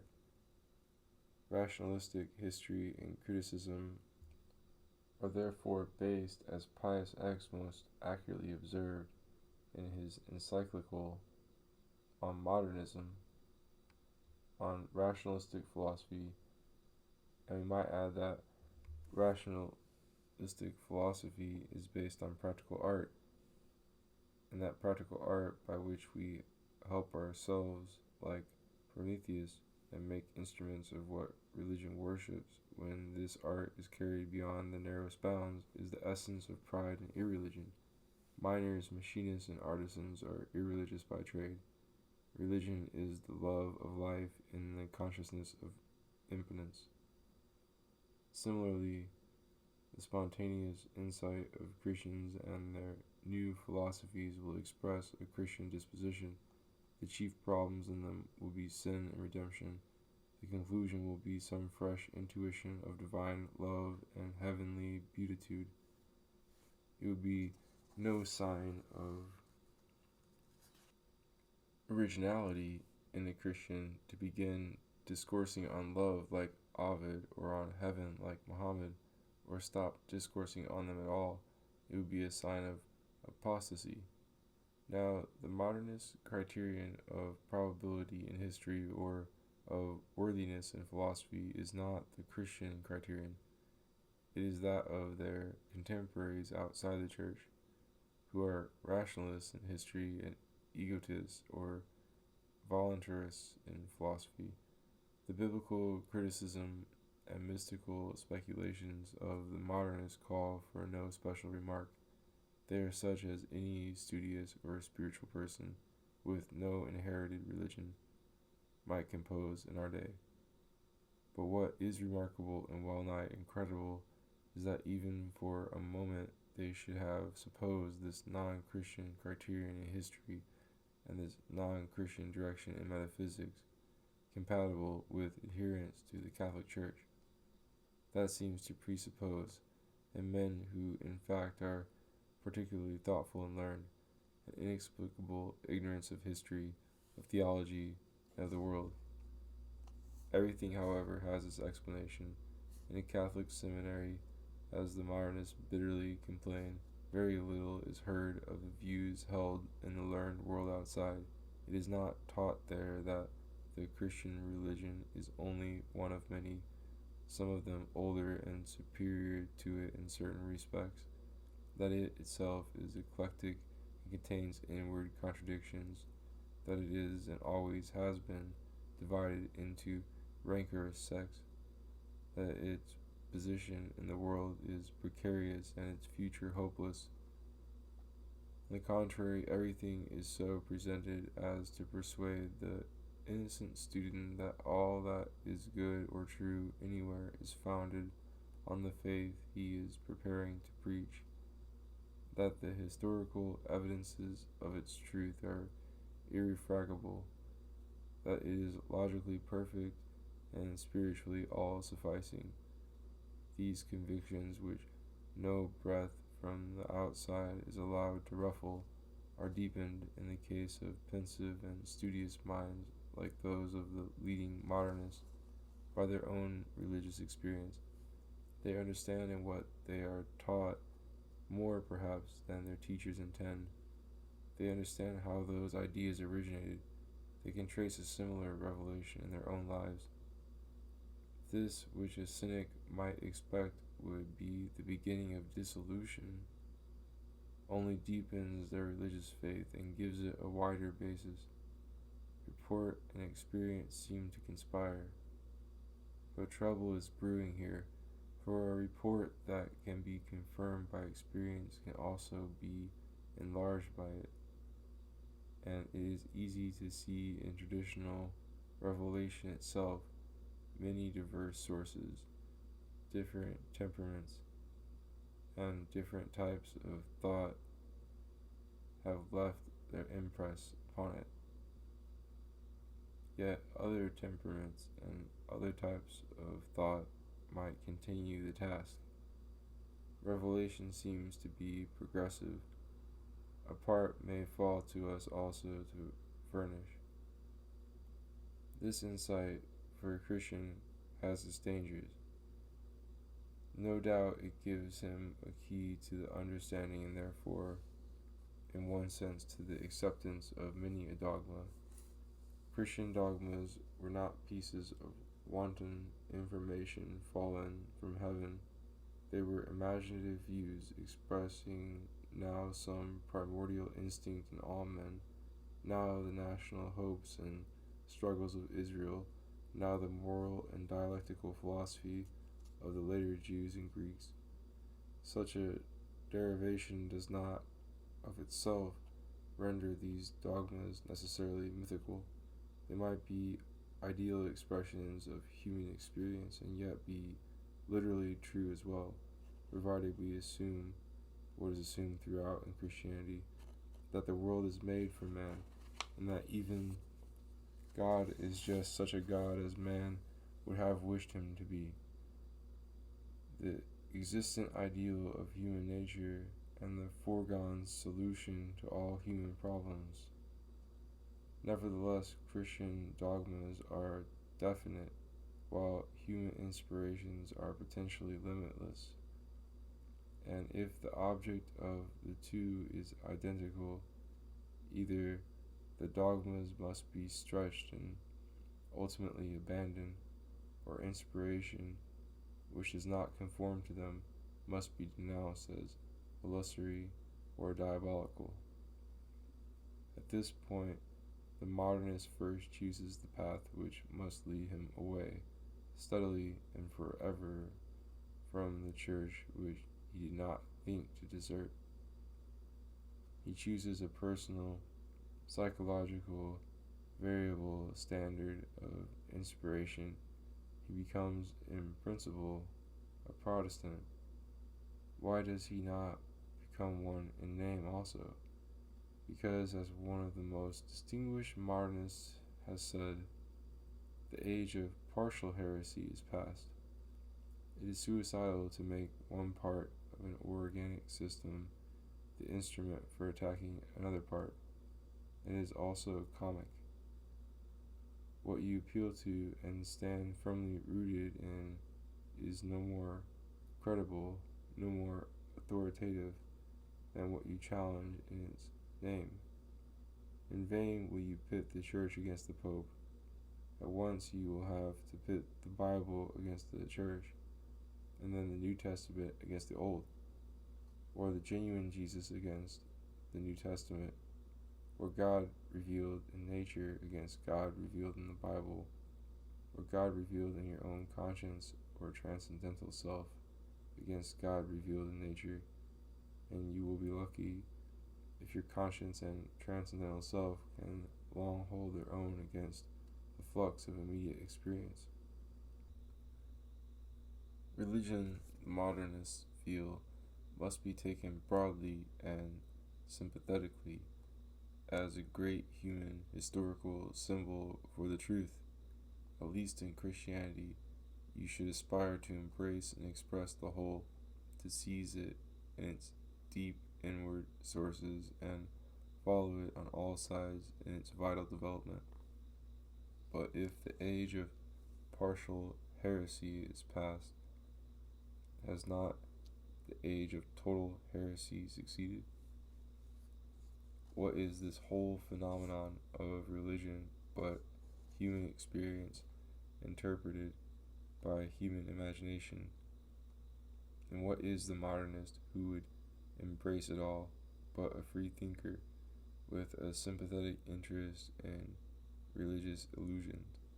Of course, that is just what he is, but it takes him a strangely long time to discover it.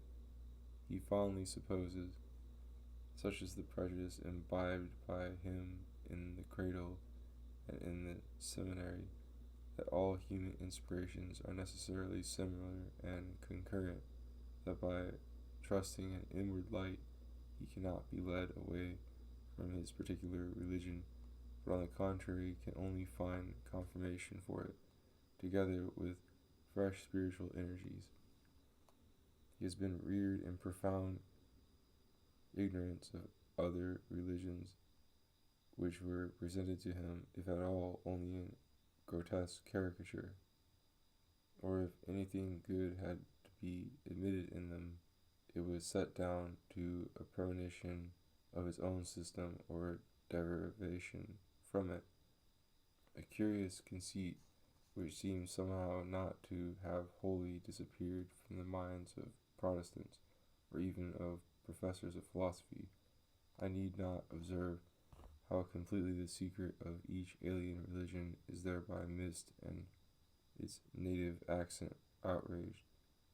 The most serious consequence for the modernist of this unconsciousness of whatever is not Christian is the unconsciousness of what, in contrast to other religions, Christianity itself is. He feels himself full of love, except for the Pope, of mysticism, and of a sort of archaeological piety. He is learned and eloquent and wistful. Why should he not remain in the Church? Why should he not bring all its cold and recalcitrant members up to his own level of insight? The modernist, like the Protestants before him, is certainly justified in contrasting a certain essence or true life of religion with the formulas and practices, not all equally well chosen, which have crystallized around it. In the routine of Catholic teaching and worship there is notoriously a deal of mummery.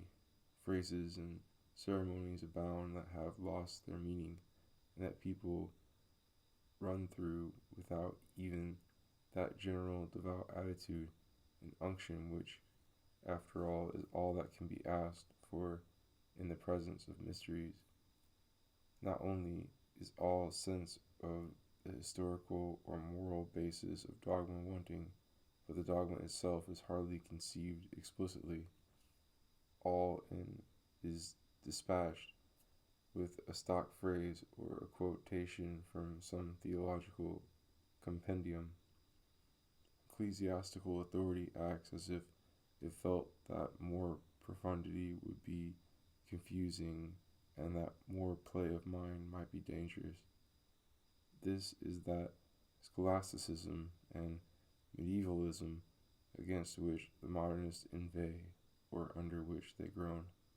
And to this intellectual barrenness may be added the offenses against taste, verisimilitude, and justice,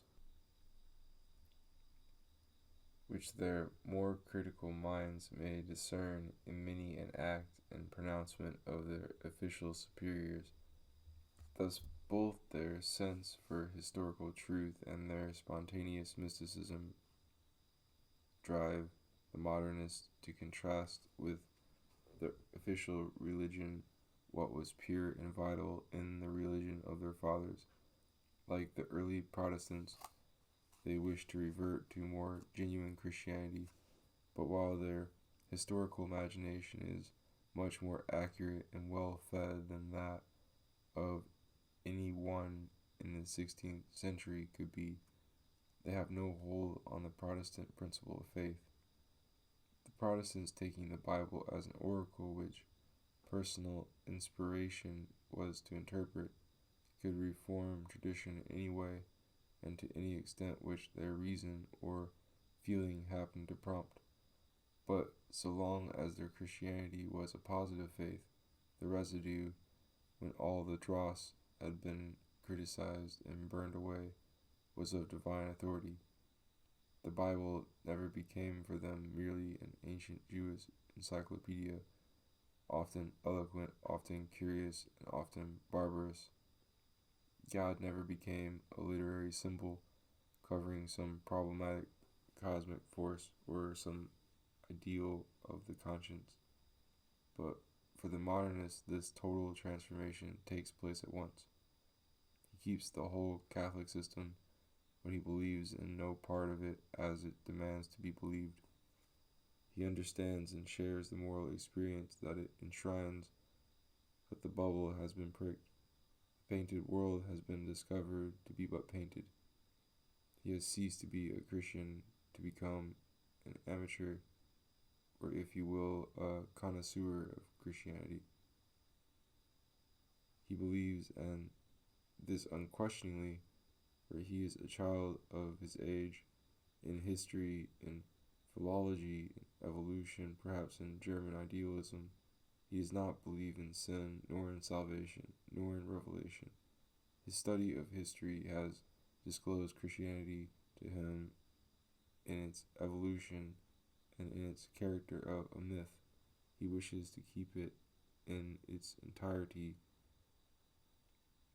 precisely because he regards it as convention, like a language or school of art, whereas the Protestants wish, on the contrary, to reduce it to its original substance, because they fondly suppose that that original substance was so much literal truth. Modernism is accordingly an ambiguous and unstable thing. It is the love of all Christianity in those who perceive that it is all a fable. It is the historic attachment to his church of a Catholic who has discovered that he is a pagan. When the modernists are pressed to explain their apparently double allegiance, they end by saying that what historical and philological criticism conjectures to be the facts must be accepted as such, while the Christian dogmas touching these things, the incarnation, resurrection of Christ, for instance, must be taken in a purely symbolic or moral sense. In saying this, they may be entirely right. It seems to many of us that Christianity is indeed a fable, yet full of meaning if you take it as such. For what scraps of historical truth there may be in the Bible or of metaphysical truth in theology are of little importance, whilst the true greatness and beauty of this, as of all religions, is to be found in its moral idealism, in the expression it gives, under cover of legends, prophecies, or mysteries, of the effort, the tragedy, and the consolations of human life. Such a moral fable is what Christianity is in fact, but it is far from what it is in intention. The modernist view, the view of a sympathetic rationalism, revokes the whole Jewish tradition on which Christianity is grafted. It takes the seriousness out of religion. It sweetens the pang of sin, which becomes misfortune. It removes the urgency of salvation. It steals empirical reality away from the last judgment, from hell, and from heaven. It steals historical reality away from the Christ of religious tradition and personal devotion. The moral summons and the prophecy about destiny, which were the soul of the gospel, have lost all force for it and become fables. The modernist then starts with the orthodox but untenable persuasion that Catholicism comprehends all that is good. He adds the heterodox, though amiable, sentiment that any well-meaning ambition of the mind, any hope, any illumination, any science must be good, and therefore compatible with Catholicism. He bathes himself in idealistic philosophy. He dabbles in liberal politics. He accepts and emulates rationalistic exegesis and anti-clerical church history. Soon he finds himself on every particular point out of sympathy with the acts and tendencies of the church to which he belongs, and then he yields to the most pathetic of his many illusions. He sets about to purge this church, so as not to be compelled to abandon it, to purge it of its first principles, of its whole history, and of its sublime, if chimerical, ideal. The modernist wishes to reconcile the church and the world. Therein he forgets what Christianity came into the world to announce and why its message was believed. It came to announce salvation from the world, where should be no more need of just those things which the modernist so deeply loves and respects and blushes that his church should not be adorned with: emancipated science, free poetic religion, optimistic politics, and dissolute art. These things, according to the Christian conscience, were all vanity and vexation of spirit, and the pagan world itself almost confessed as much. They were vexations and vain because they were bred out of sin, out of ignoring the inward and the revealed law of God, and they would lead surely and quickly to destruction. The needful salvation from these follies, Christianity went on to announce, had come through the cross of Christ, whose grace, together with admission to his future heavenly kingdom, was offered freely to such as believed in him, separated themselves from the world, and lived in charity, humility, and innocence, waiting lamp in hand for the celestial bridegroom. These abstracted and elected spirits were the true disciples of Christ and the church itself. Having no ears for this essential message of Christianity, the modernist also has no eyes for its history. The church converted the world only partially and inessentially, yet Christianity was outwardly established as the traditional religion of many nations. And why? Because although the prophecies it relied on were restrained and its miracles dubious, it furnished a needful sanctuary from the shame, sorrows, injustices, violence, and gathering darkness of earth. Not only a sanctuary one might fly to, but a holy precinct where one might live, where there was sacred learning based on revelation and tradition to occupy the inquisitive, and sacred philosophy to occupy the speculative, where there might be religious art, ministering to the faith and a new life in the family or in the cloister, transformed by a permeating spirit of charity, sacrifice, soberness, and prayer. These principles, by their very nature, could not become those of the world, but they could remain in it as a leaven and an ideal. As such, they remain to this day and very efficaciously in the Catholic Church. The modernists talk a great deal of development. They do not see that what they detest in the Church is a perfect development of its original essence, that monachism, scholasticism, Jesuitism, ultramontanism, and Vaticanism are all thoroughly apostolic. Beneath the overtones imposed by a series of ages, they give out the full and exact note of the New Testament. Much has been added, but nothing has been lost. Development, though those who talk most of it seem to forget it, is not the same as flux and dissolution.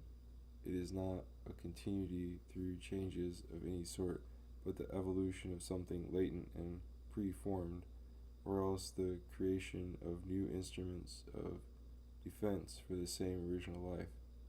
In this sense, there was an immense development of Christianity during the first 3 centuries. This development has continued more slowly ever since, but only in the Roman Church, for the Eastern churches have refused themselves all new expressions, while the Protestant churches have eaten more and more into the core. It is a striking proof of the preservative power of readjustment that the Roman Church, in the midst of so many external transformations as it has undergone, still demands the same kind of faith that John the Baptist demanded. Faith in another world. The mise en scene has changed immensely. The gospel has been encased in theology, in ritual, in ecclesiastical authority, in conventional forms of charity, like some small bone of a saint in a gilded reliquary. But the relic for once is genuine, and the gospel has been preserved by those thick incrustations. Many an isolated fanatic or evangelical missionary in the slums shows a greater resemblance to the apostles in his outer situation than the Pope does. But what mind healer or revivalist nowadays preaches the doom of the natural world and its vanity, or the reversal of animal values, or the blessedness of poverty and chastity, or the inferiority of natural human bonds, or contempt for lay philosophy? Yet in his palace full of pagan marbles, the Pope actually preaches all this. It is here, and certainly not among the modernists, that the gospel is still believed. Of course, it is open to any one to say that there is a nobler religion possible without these trammels and this officialdom, that there is a deeper philosophy than this supernaturalistic rationalism, that there is a sweeter life than this legal piety. Perhaps I think the pagan Greeks, the Buddhists, the Mohammedans would have much to say for themselves before the imperial tribunal of human nature and reason. But they are not Christians and do not wish to be. No more in their hearts are the modernists, and they should feel it beneath their dignity to pose as such. Indeed, the more sensitive of them already feel it. To say they are not Christians at heart, but diametrically opposed to the fundamental faith and purpose of Christianity, is not to say they may not be profound mystics, as many Hindus, Jews, and pagan Greeks have been, or excellent scholars, or generous philanthropists. The very motive that attaches them to Christianity is worldly and unchristian. They wish to preserve the continuity of moral traditions. They wish the poetry of life to flow down to them uninterruptedly and copiously from all the ages. It is an amiable and wise desire, but it shows that they are men of the Renaissance, pagan and pantheistic in their profounder sentiment, to whom the hard and narrow realism of Christianity is offensive just because it presupposes that Christianity is true. Yet even in this historical and poetical allegiance to Christianity, I suspect the modernists suffer from a serious illusion. They think the weakness of the church lies in its not following the inspirations of the age, but when this age is past, might not that weakness be a source of strength again? For an idea ever to be fashionable is ominous, since it must afterwards be always old-fashioned.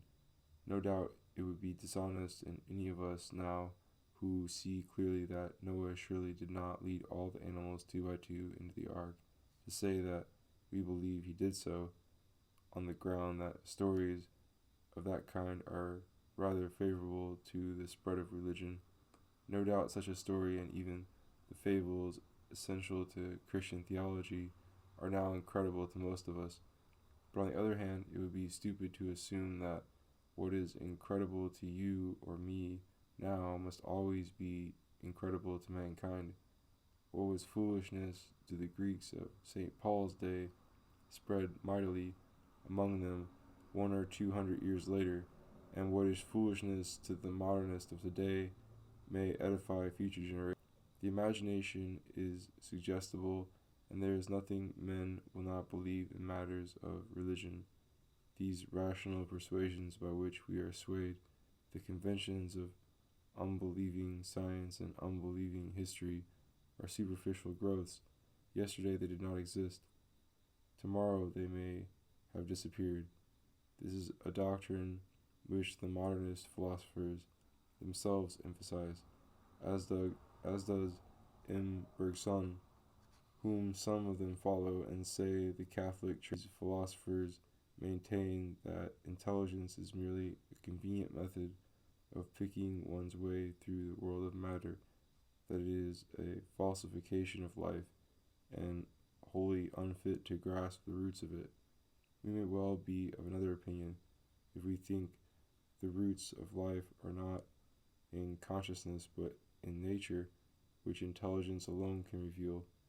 But we must agree that in life itself intelligence is a superficial growth, and easily blind strange revelations and of mystic loves is a far deeper, more primitive, and thereby probably more lasting human possession of clear historical or scientific ideas.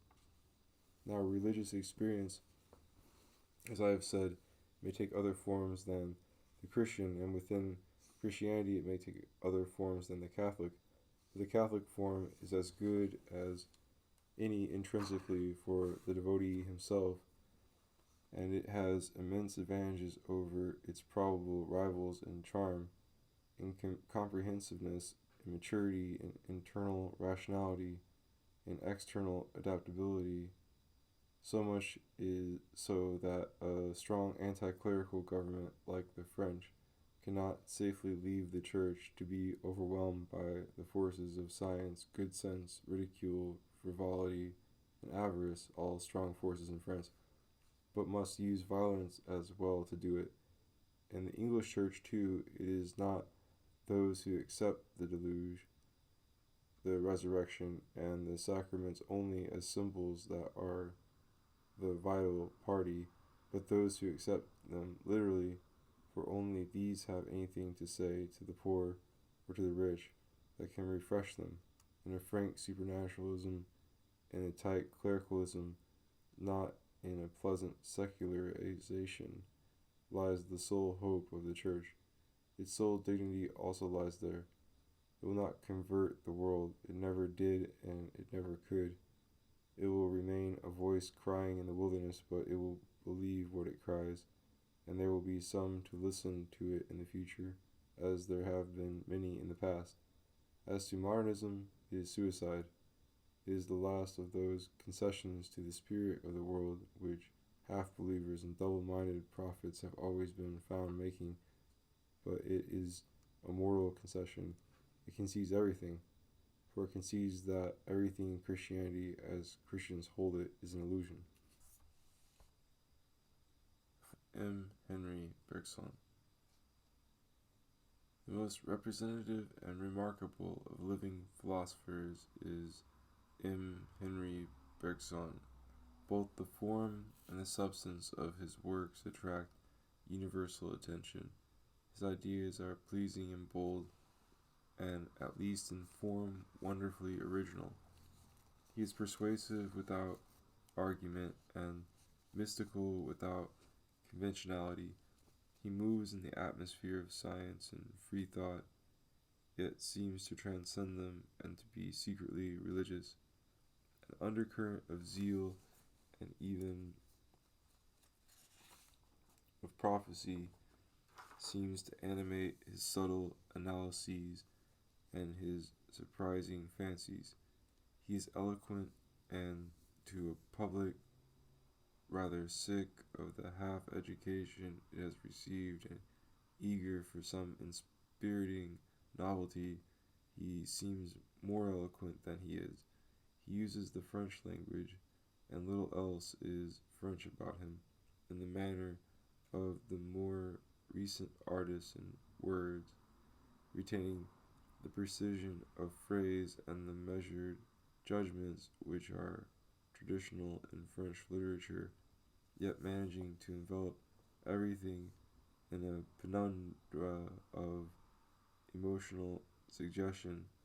Each expression of an idea is complete in itself, yet these expressions are often varied and constantly metaphorical, so that we are led to feel that much in that idea has remained unexpressed and is indeed inexpressible. Studied and insinuating as M. Bergson is in his style, he is no less elaborate in his learning.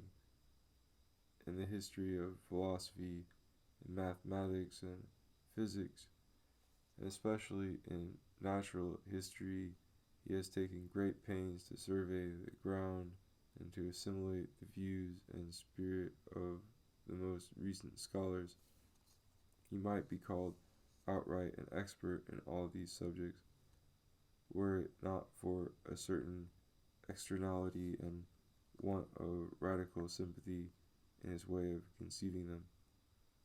A genuine historian of philosophy, for instance, would love to rehearse the views of great thinkers, would feel their eternal plausibility, and in interpreting them would think of himself as little as they ever thought of him. But M. Bergson evidently regards Plato or Kant as persons who did or did not prepare the way for some Bergsonian insight. The theory of evolution, taken enthusiastically, is apt to exercise an evil influence on the moral estimation of things. First, the evolutionist asserts that latter things grow out of earlier, which is true of things in their causes and bases, but not in their values. As modern Greece proceeds out of ancient Greece materially, but does not exactly crown it, the evolutionist, however, proceeds to assume that later things are necessarily better than what they have grown out of, and this is false altogether. This fallacy reinforces very unfortunately that inevitable esteem which people have for their own opinions, and which must always vitiate the history of philosophy when it is a philosopher that writes it. A false subordination comes to be established among systems, as if they moved in single file and all had the last, the author's system, for their secret goal.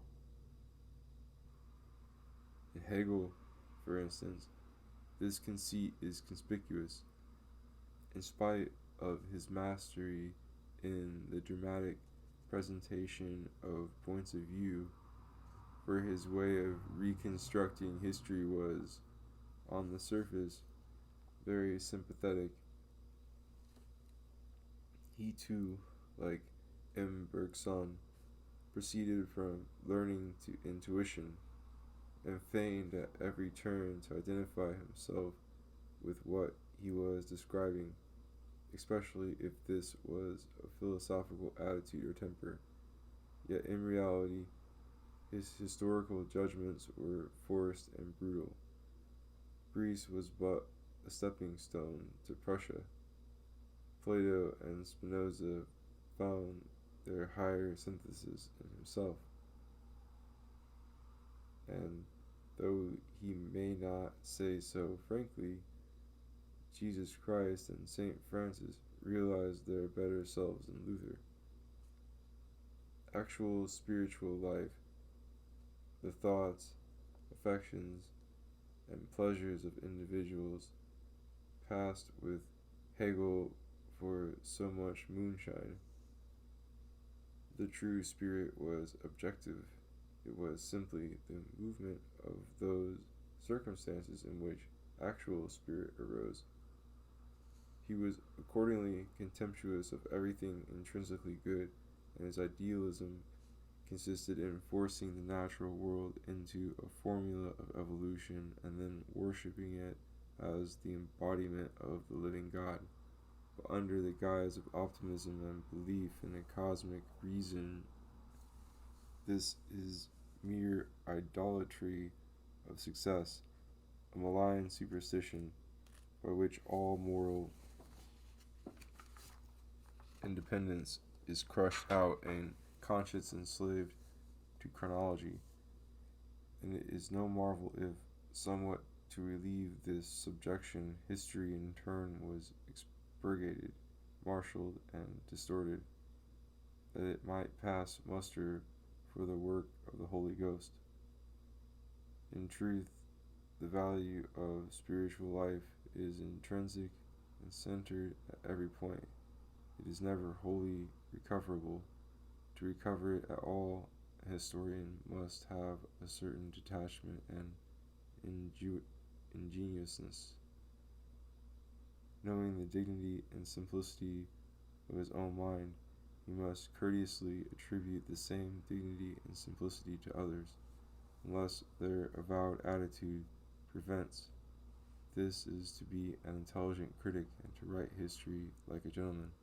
The truth which all philosophers alike are seeking is eternal. It lies as near to one age as to another. The means of discovery alone change, not always for the better. The course of evolution is no test of what is true or good, else nothing could be good intrinsically nor true simply and ultimately. On the contrary, it is the approach to truth and excellence anywhere, like the approach of treetops to the sky, that tests the value of evolution and determines whether it is moving upward or downward or in a circle. M. Bergson accordingly misses fire when, for instance, in order utterly to damn a view which he has been criticizing and which may be open to objection on other grounds, he cries that those who hold it retardent circant, as if a clock were the compass of the mind, and he who was 1 minute late was 1 point off the course. Kant was a hard, honest thinker, more sinned against than sinning, from whom a great many people in the 19th century have taken their point of departure, departing as far as they choose. But if a straight line of progress could be traced at all through the labyrinth of philosophy, Kant would not lie in that line. His thought is essentially eccentric and sophisticated, being largely based on two inherited blunders, which a truly progressive philosophy would have to begin by avoiding, thus leaving Kant on one side and weathering his philosophy as one might Scylla or Charybdis. The one blunder was that of the English malicious psychology which had maintained since the time of Locke that the ideas in the mind are the only objects of knowledge, instead of being the knowledge of objects. The other blunder was that of Protestantism, that in groping after that moral freedom which is so ineradicable a need of a pure spirit, thought to find it in a revision of revelation, tradition, and prejudice, so as to be able to cling to these a little longer. How should a system so local, so accidental, and so unstable as Kant's be prescribed as a sort of catechism for all humanity? The tree of knowledge has many branches, and all its fruits are not condemned to hang forever from that one gnarled and contorted bough. Mr. Bergson himself lags behind Kant on those points on which his better insight requires it, as for instance, on the reality of time. With regard to his own philosophy, I am afraid he thinks that all previous systems empty into it, which is hardly true, and that all future systems must flow out of it, which is hardly necessary. The embarrassment that qualifies M. Bergson's attainments in mathematics and physics has another and more personal source. He understands, but he trembles. Non-human immensities frighten him, as they did Pascal. He suffers from cosmic agoraphobia. We might think empty space an innocent, harmless thing, a mere opportunity to move, which ought to be highly prized by all devotees of motion, but M. Bergson is instinctively a mystic, and his philosophy deliberately discredits the existence of anything except in immediacy, that is, as an experience of the heart. What he dreads in space is that the heart should be possessed by it and transformed into it. He dreads that the imagination should be fascinated by the homogeneous and static, hypnotized by geometry, and actually lost in Außen and Dasein. This would be a real death and petrification of consciousness, frozen into contemplation of a monotonous infinite void. What is warm and desirable is rather the sense of variety and succession, as if all visions radiated from the occupied focus or hearth of the self. The more concentration at this habitable point, with the more mental perspectives opening backwards and forwards through time, in a word, the more personal and historical the apparition, the better it would be. Things must be reduced again to what they seem. It is vain and terrible to take them for what we find they are. M. Bergson is at bottom an apologist for very old human prejudices, an apologist for animal illusion. His whole labor is a plea for some vague but comfortable faith which he dreads to have stolen from him by the progress of art and knowledge. There is a certain trepidation, a certain suppressed instinct to snap at and sting the hated oppressor, as if some desperate small being were at bay before a horrible monster. M. Bergson is afraid of space, of mathematics, of necessity, and of eternity. He's afraid of the intellect and the possible discoveries of science. He's afraid of nothingness and death. These fears may prevent him from being a philosopher in the old and noble sense of the word, but they sharpen his sense for many a psychological problem and make him the spokesman of many an inarticulate soul. Animal timidity and animal illusion are deep in the heart of all of us. Practice may compel us to bow to the conventions of the intellect as to those of polite society, but secretly, in our moments of immersion in ourselves, we may find them a great nuisance, even a vain nightmare. Could we only listen undisturbed to the beat of protoplasm in our hearts, would not that oracle solve all the riddles of the universe, or at least avoid them? To protect this inner conviction, however, it is necessary for the mystic to sally forth and attack the enemy on his own ground. If he refuted physics and mathematics simply out of his own faith, he might be accused of ignorance of the subject. He will therefore study it conscientiously, yet with a certain irritation and haste to be done with it, somewhat as a Jesuit might study Protestant theology.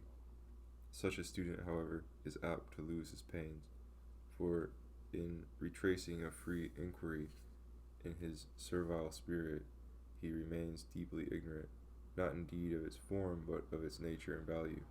Why, for instance, has M. Bergson such a horror of mechanical physics? He seems to think it a black art, dealing in unholy abstractions and rather dangerous to salvation, and he keeps his metaphysical exorcisms and antidotes always at hand to render it innocuous, at least to his own soul. But physical science never solicited of anybody that he should be wholly absorbed in the contemplation of atoms and worship them, that we must worship and lose ourselves in reality, whatever reality may be, is a mystic aberration which physical science does nothing to foster, nor does any critical physicist suppose that what he describes is the whole of the object.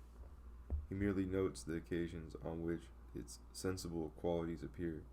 He calculates events.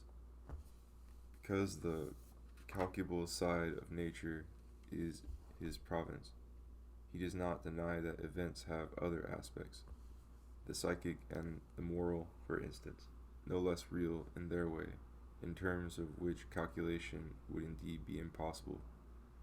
If he chances to call the calculable events of nature her substance, as it is proper to do, that name is given without passion.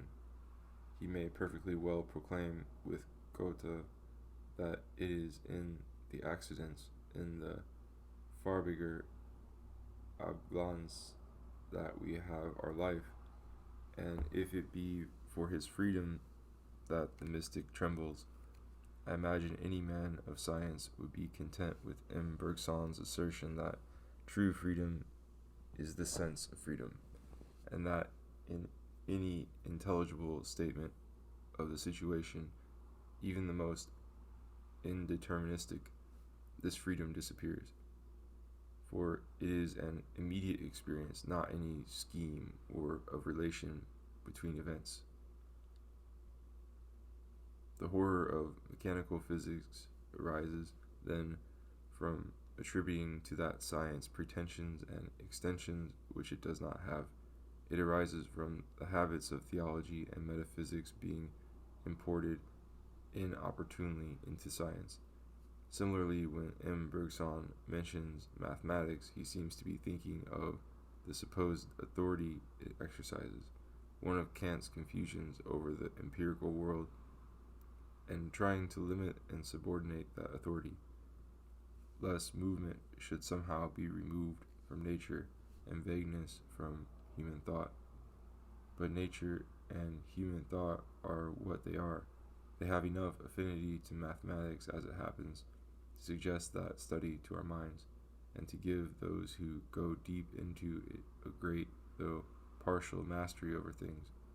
Nevertheless, a true mathematician is satisfied with the hypothetical and ideal cogency of his science, and puts its dignity in that, Moreover, M. Bergson has the too pragmatic notion that the use of mathematics is to keep our accounts straight in this business world, whereas its inherent use is emancipating and Platonic, in that it shows us the possibility of other worlds, less contingent and perturbed than this one. If he allows himself any excursus from his beloved immediacy, it is only in the interest of practice. He little knows the pleasures of a liberal mind, ranging over the congenial realm of internal accuracy and ideal truth, where it can possess itself of what treasures it likes in perfect security and freedom. An artist in his workmanship, M. Bergson is not an artist in his allegiance. He has no respect for what is merely ideal. For this very reason, perhaps, he is more at home in natural history than in the exact sciences. He has the gift of observation and can suggest vividly the actual appearance of natural processes. In contrast to the verbal paraphrase of these processes, which is sometimes taken to explain them, he is content to stop at habit without formulating laws. He refuses to assume that the large, obvious cycles of change in things can be reduced to mechanism, that is, to minute included cycles repeated ad libitum. He may sometimes defend this refusal by sophistical arguments, as when he says that mechanism would require the last stage of the universe to be simultaneous with the first, forgetting that the unit of mechanism is not a mathematical equation but some observed typical event. The refusal itself, however, would be honest skepticism enough were it made with no arrière-pensée, but simply in view of the immense complexity of the facts and the extreme simplicity of the mechanical hypothesis. In such a situation, to halt at appearances might seem the mark of a true naturalist and a true empiricist, not misled by speculative haste and the human passion for system and simplification. At the first reading, M. Bergson's Evolution Creatrice may well dazzle the professional naturalist and seem to him an illuminating confession of the nature and limits of his science. Yet a second reading, I have good authority for saying, may easily reverse that impression. M. Bergson never reviews his facts in order to understand them, but only, if possible, to discredit others who may have fancied they understood. He raises difficulties, he marks the problems that confront the naturalist, and the inadequacy of explanations that may have been suggested. Such criticism would be a valuable beginning if it were followed by the suggestion of some new solution, but the suggestion only is that no solution is possible, that the phenomena of life are simply miraculous, and that it is in the tendency or vocation of the animal, not in its body or its past, that we must see the ground of what goes on before us. With such a philosophy of science, it is evident that all progress in the understanding of nature would cease, as it ceased after Aristotle. The attempt would again be abandoned to reduce gross and obvious cycles of change, such as generation, growth, and death, to minute latent cycles, so that natural history should offer a picturesque approach to universal physics. If for the magic power of types invoked by Aristotle, we substituted with M. Bergson the magic power of the élan vital, that is, of evolution in general, we should be referring events not to finer, more familiar, more pervasive processes, but to one all-embracing process, unique and always incomplete. Our understanding would end in something far vaguer and looser than what our observation began with. Aristotle at least could refer particulars to their specific types, as medicine and social science are still glad enough to do, to help them in guessing and in making a learned show before the public. But if divination and eloquence for science is out of the question, or to invoke nothing but a fluid tendency to grow, we should be left with a flat history of phenomena and no means of prediction or even classification. All knowledge would be reduced to gossip, infinitely diffuse, perhaps enlisting our dramatic feelings, but yielding no intellectual mastery of experience, no practical competence, and no moral lesson. The world would be a serial novel to be continued forever, and all men mere novel readers. Nothing is more familiar to philosophers nowadays than that criticism of knowledge by which we are thrown back upon the appearances from which science starts, upon what is known to children and savages, whilst all that which long experience and reason may infer from those appearances is set down as so much hypothesis, and indeed it is through hypothesis that latent being, if such there be, comes before the mind at all. Now, such criticism of knowledge might have been straightforward and ingenuous. It might have simply disclosed the fact, very solitary to meditate upon, that the whole frame of nature, with the minds that animate it, is disclosed to us by intelligence. That if we were not intelligent, our sensations would exist for us without meaning anything, as they exist for idiots. The criticism of knowledge, however, has usually been taken maliciously, in the sense that it is the idiots only that are not deceived. For any interpretation of sensation is a mental figment, and while experience may have any extent, it cannot possibly, they say, have expressive value.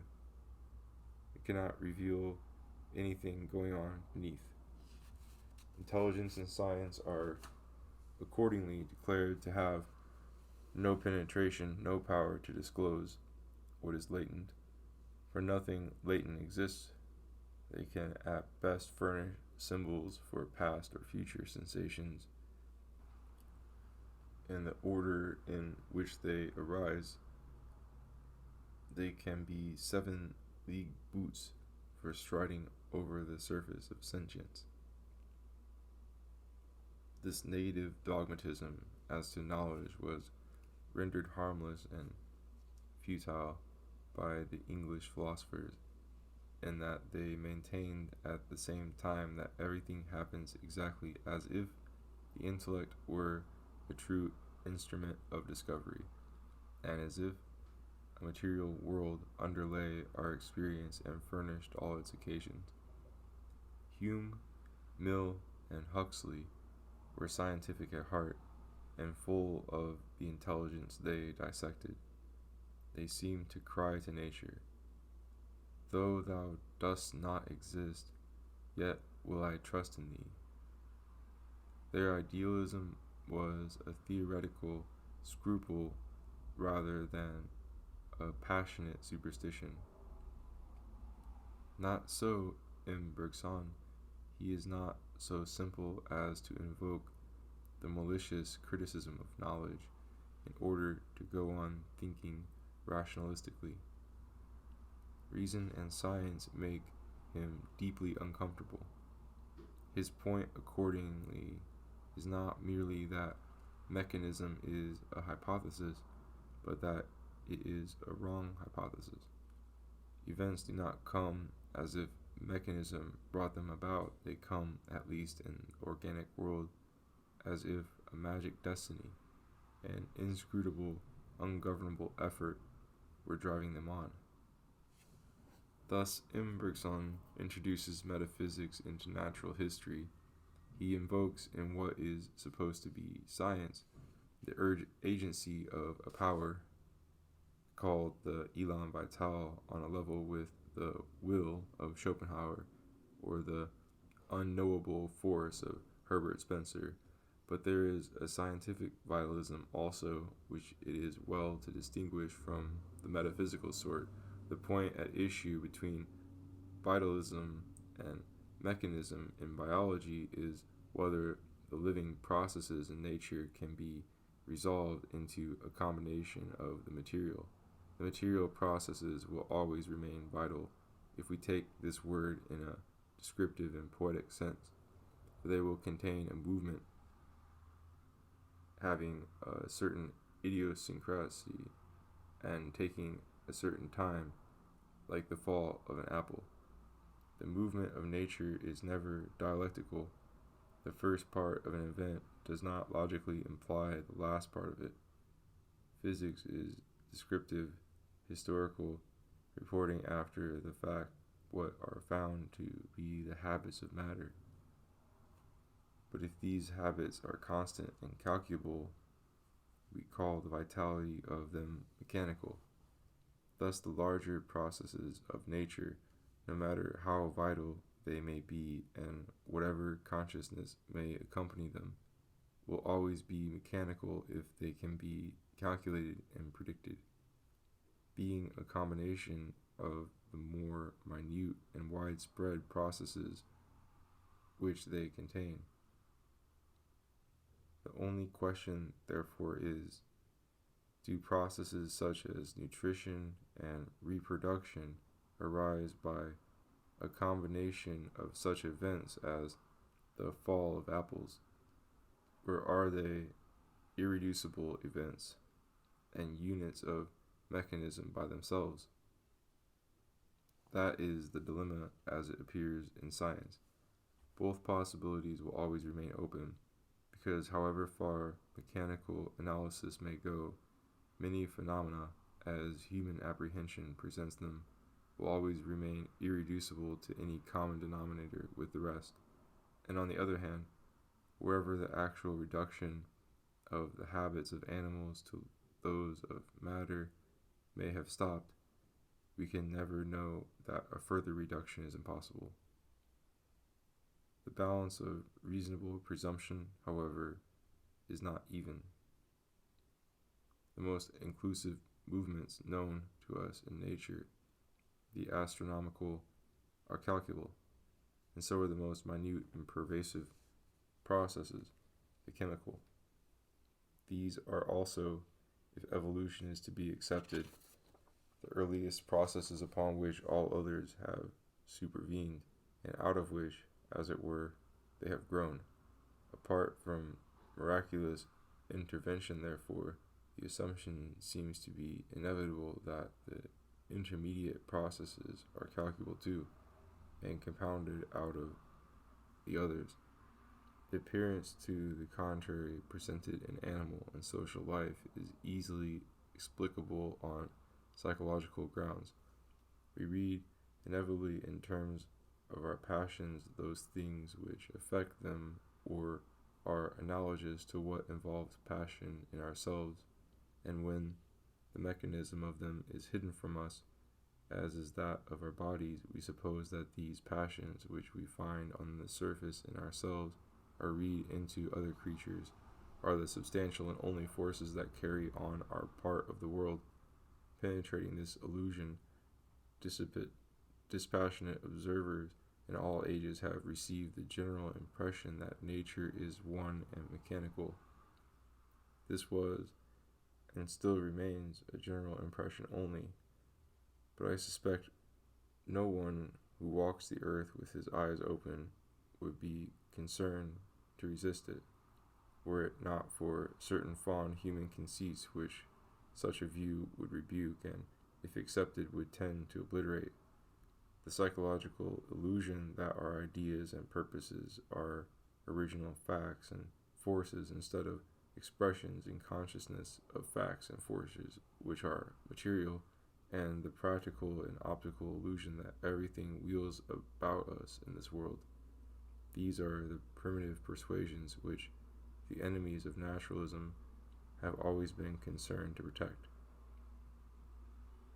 One might indeed be a vitalist in biology out of pure caution and conscientiousness, without sharing those prejudices, and many a speculative philosopher has been free from them who has been a vitalist in metaphysics. Schopenhauer, for instance, observed that the cannonball which, if self-conscious, would think it moved freely, would be quite right in thinking so. The will has an event to him in mechanism as in animal life. And Bergson, in the more hidden reaches of his thought, seems to be a universal vitalist. Apparently, an elan vital must have existed once to deposit in inorganic matter the energy stored there and to set mechanism going. But he relies on biology alone to prove the present existence of an independent effort to live. This is needed to do what mechanism, as he thinks, could never do. It is not needed to do, as in Schopenhauer, what mechanism does. M. Bergson thus introduces his metaphysical force as a peculiar requirement of biology. He breaks the continuity of nature. He loses the poetic justification of a metaphysical vitalism. He asks us to believe that life is not a natural expression of material being, but an alien and ghostly madness descending into it. I say ghostly madness, for why should disembodied life wish that the body should live? This vitalism is not a kind of biology more prudent and literal than the mechanical kind, as a scientific vitalism would be, but far less legitimately speculative. Nor is it a frank and thorough mythology, such as the total spectacle of the universe might suggest to an imaginative genius. It is rather a popular animism, insisting on a sympathetic interpretation of nature where human sympathy is quick and easy, and turning this sympathy into a revelation of the absolute, but leaving the rest of nature cold, because to sympathize with its movements there is harder for anxious, self-centered mortals, and requires a disinterested mind. M. Bergson would have us believe that mankind is what nature has set her heart on, and the best she can do, for whose sake she has been long making very special efforts. We are fortunate that at least her darling is all mankind and not merely Israel. In spite, then, of M. Bergson's learning as a naturalist and his eye for the facts, things Aristotle also possessed, he is like Aristotle, profoundly out of sympathy with nature. Aristotle was alienated from nature and any penetrating study of it by the fact that he was a disciple of Socrates, and therefore essentially a moralist and a logician. And Bergson is alienated from nature by something quite different. He is the adept of a very modern, very subtle, and very arbitrary art, that of literary psychology. In this art, the imagination is invited to conceive things as if they were all centers of passion and sensation. Literary psychology is not a science. It is practiced by novelists and poets. Yet if it is to be brilliantly executed, it demands a minute and extended observation of life. Unless your psychological novelist had crammed his memory with pictures of the ways and aspects of men, he would have no starting point for his psychological fictions. He would not be able to render them circumstantial and convincing. Just so M. Bergson's achievements in psychological fiction, to be so brilliantly executed as they are, required all his learning. The history of philosophy, mathematics, and physics, and above all natural history, had to supply him first with suggestions. And if he is not really a master in any of those fields, that is not to be wondered at. His heart is elsewhere. To write a universal biological romance such as he has sketched for us in his system, he would ideally have required all scientific knowledge, but only as Homer required the knowledge of seamanship, generalship, statecraft, augury, and charioteering, in order to turn the aspects of them into poetry, and not with that technical solidity which Plato unjustly blames him for not possessing. Just so M. Bergson's proper achievement begins where his science ends, and his philosophy lies entirely beyond the horizon of possible discoveries or empirical probabilities. In essence, it is myth or fable, but in the texture and degree of its fabulousness, it differs notably from the performances of previous metaphysicians. Primitive poets, even ancient philosophers, were not psychologists. Their fables were compacted out of elements found in practical life, and they reckoned in the units in which language and passion reckon: wooing, feasting, fighting, vice, virtue, happiness, justice. Above all, they talked about persons or about ideals. This man, this woman, this typical thought or sentiment was what fixed their attention and seemed to them the ultimate thing. Not so in Bergson. He is a microscopic psychologist, and even in man, what he studies by preference is not some integrated passion or idea, but something far more recondite, the minute texture of sensation, memory, or impulse.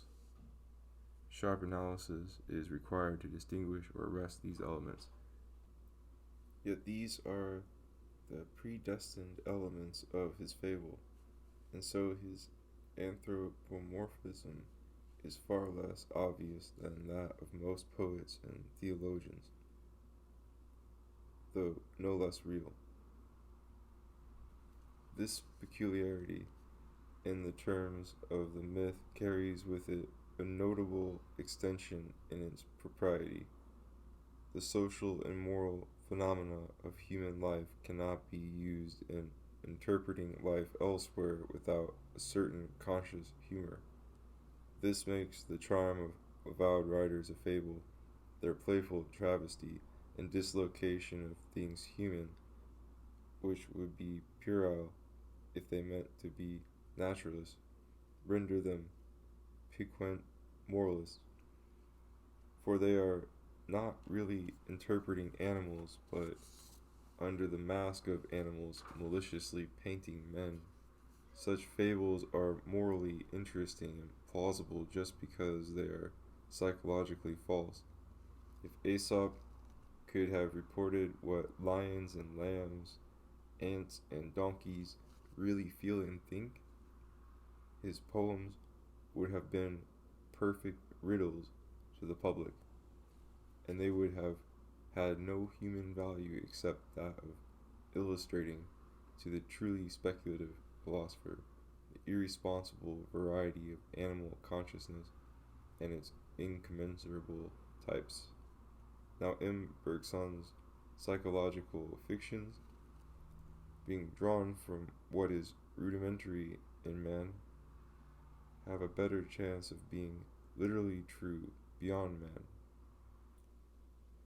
Indeed, what he asks us to do, and wishes to do himself, is simply to absorb so completely the aspect and habit of things that the soul of them may take possession of us, that we may know by intuition the elan vital which the world expresses, just as Paolo and Dante knew by intuition the elan vital that the smile of Francesca expressed.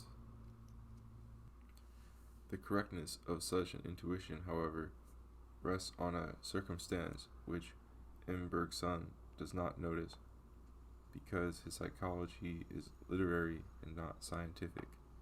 It rests on the possibility of imitation. When the organism observed and that of the observer have a similar structure and can imitate one another, the idea produced in the observer by intent contemplation is like the experience present for the person contemplated. But where this contagion of attitude and therefore of feeling is impossible, our intuition of our neighbor's souls remains subjective, has no value as a revelation. Psychological novelists, when they describe people such as they themselves are or might have been, may describe them truly, but beyond that limit, their personages are merely plausible, that is, such as might be conceived by an equally ignorant reader in the presence of the same external indications. So, for instance, the judgment which a superficial traveler passes on foreign manners or religions is plausible to him and to his compatriots just because it represents the feeling that such manifestations awaken strangers, and does not attempt to convey the very different feeling really involved for the natives. Had the latter been discovered and expressed, the traveler's book would have found little understanding and no sale in his own country. This plausibility to the ignorant is present in all spontaneous myth.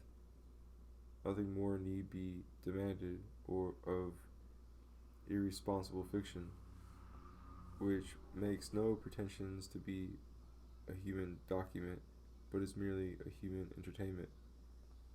Now, a human psychology, even of the finest grain, when it is applied to the interpretation of the soul of matter, or of the soul of the whole universe, obviously yields a view of the irresponsible and subjective sort, for it is not based on any close similarity between the observed and the observer.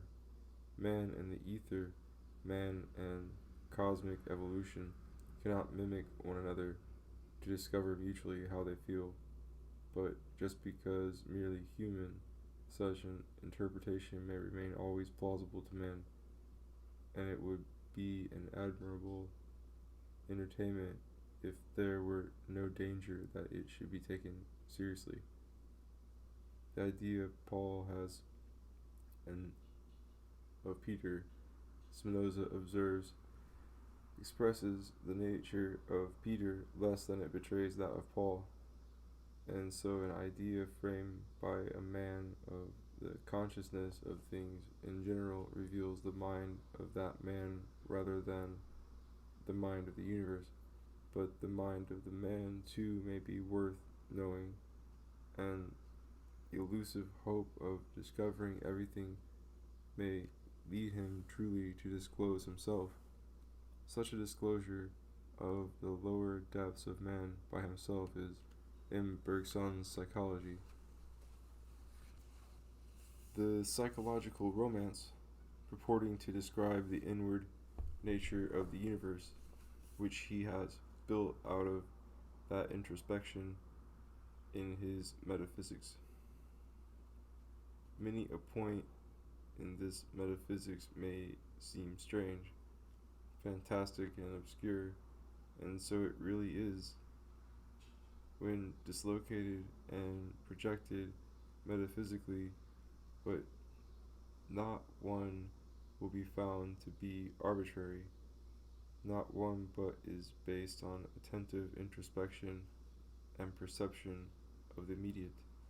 Take, for example, what is M. Bergson's starting point, his somewhat dazzling doctrine that to be is to last, or rather to feel oneself endure.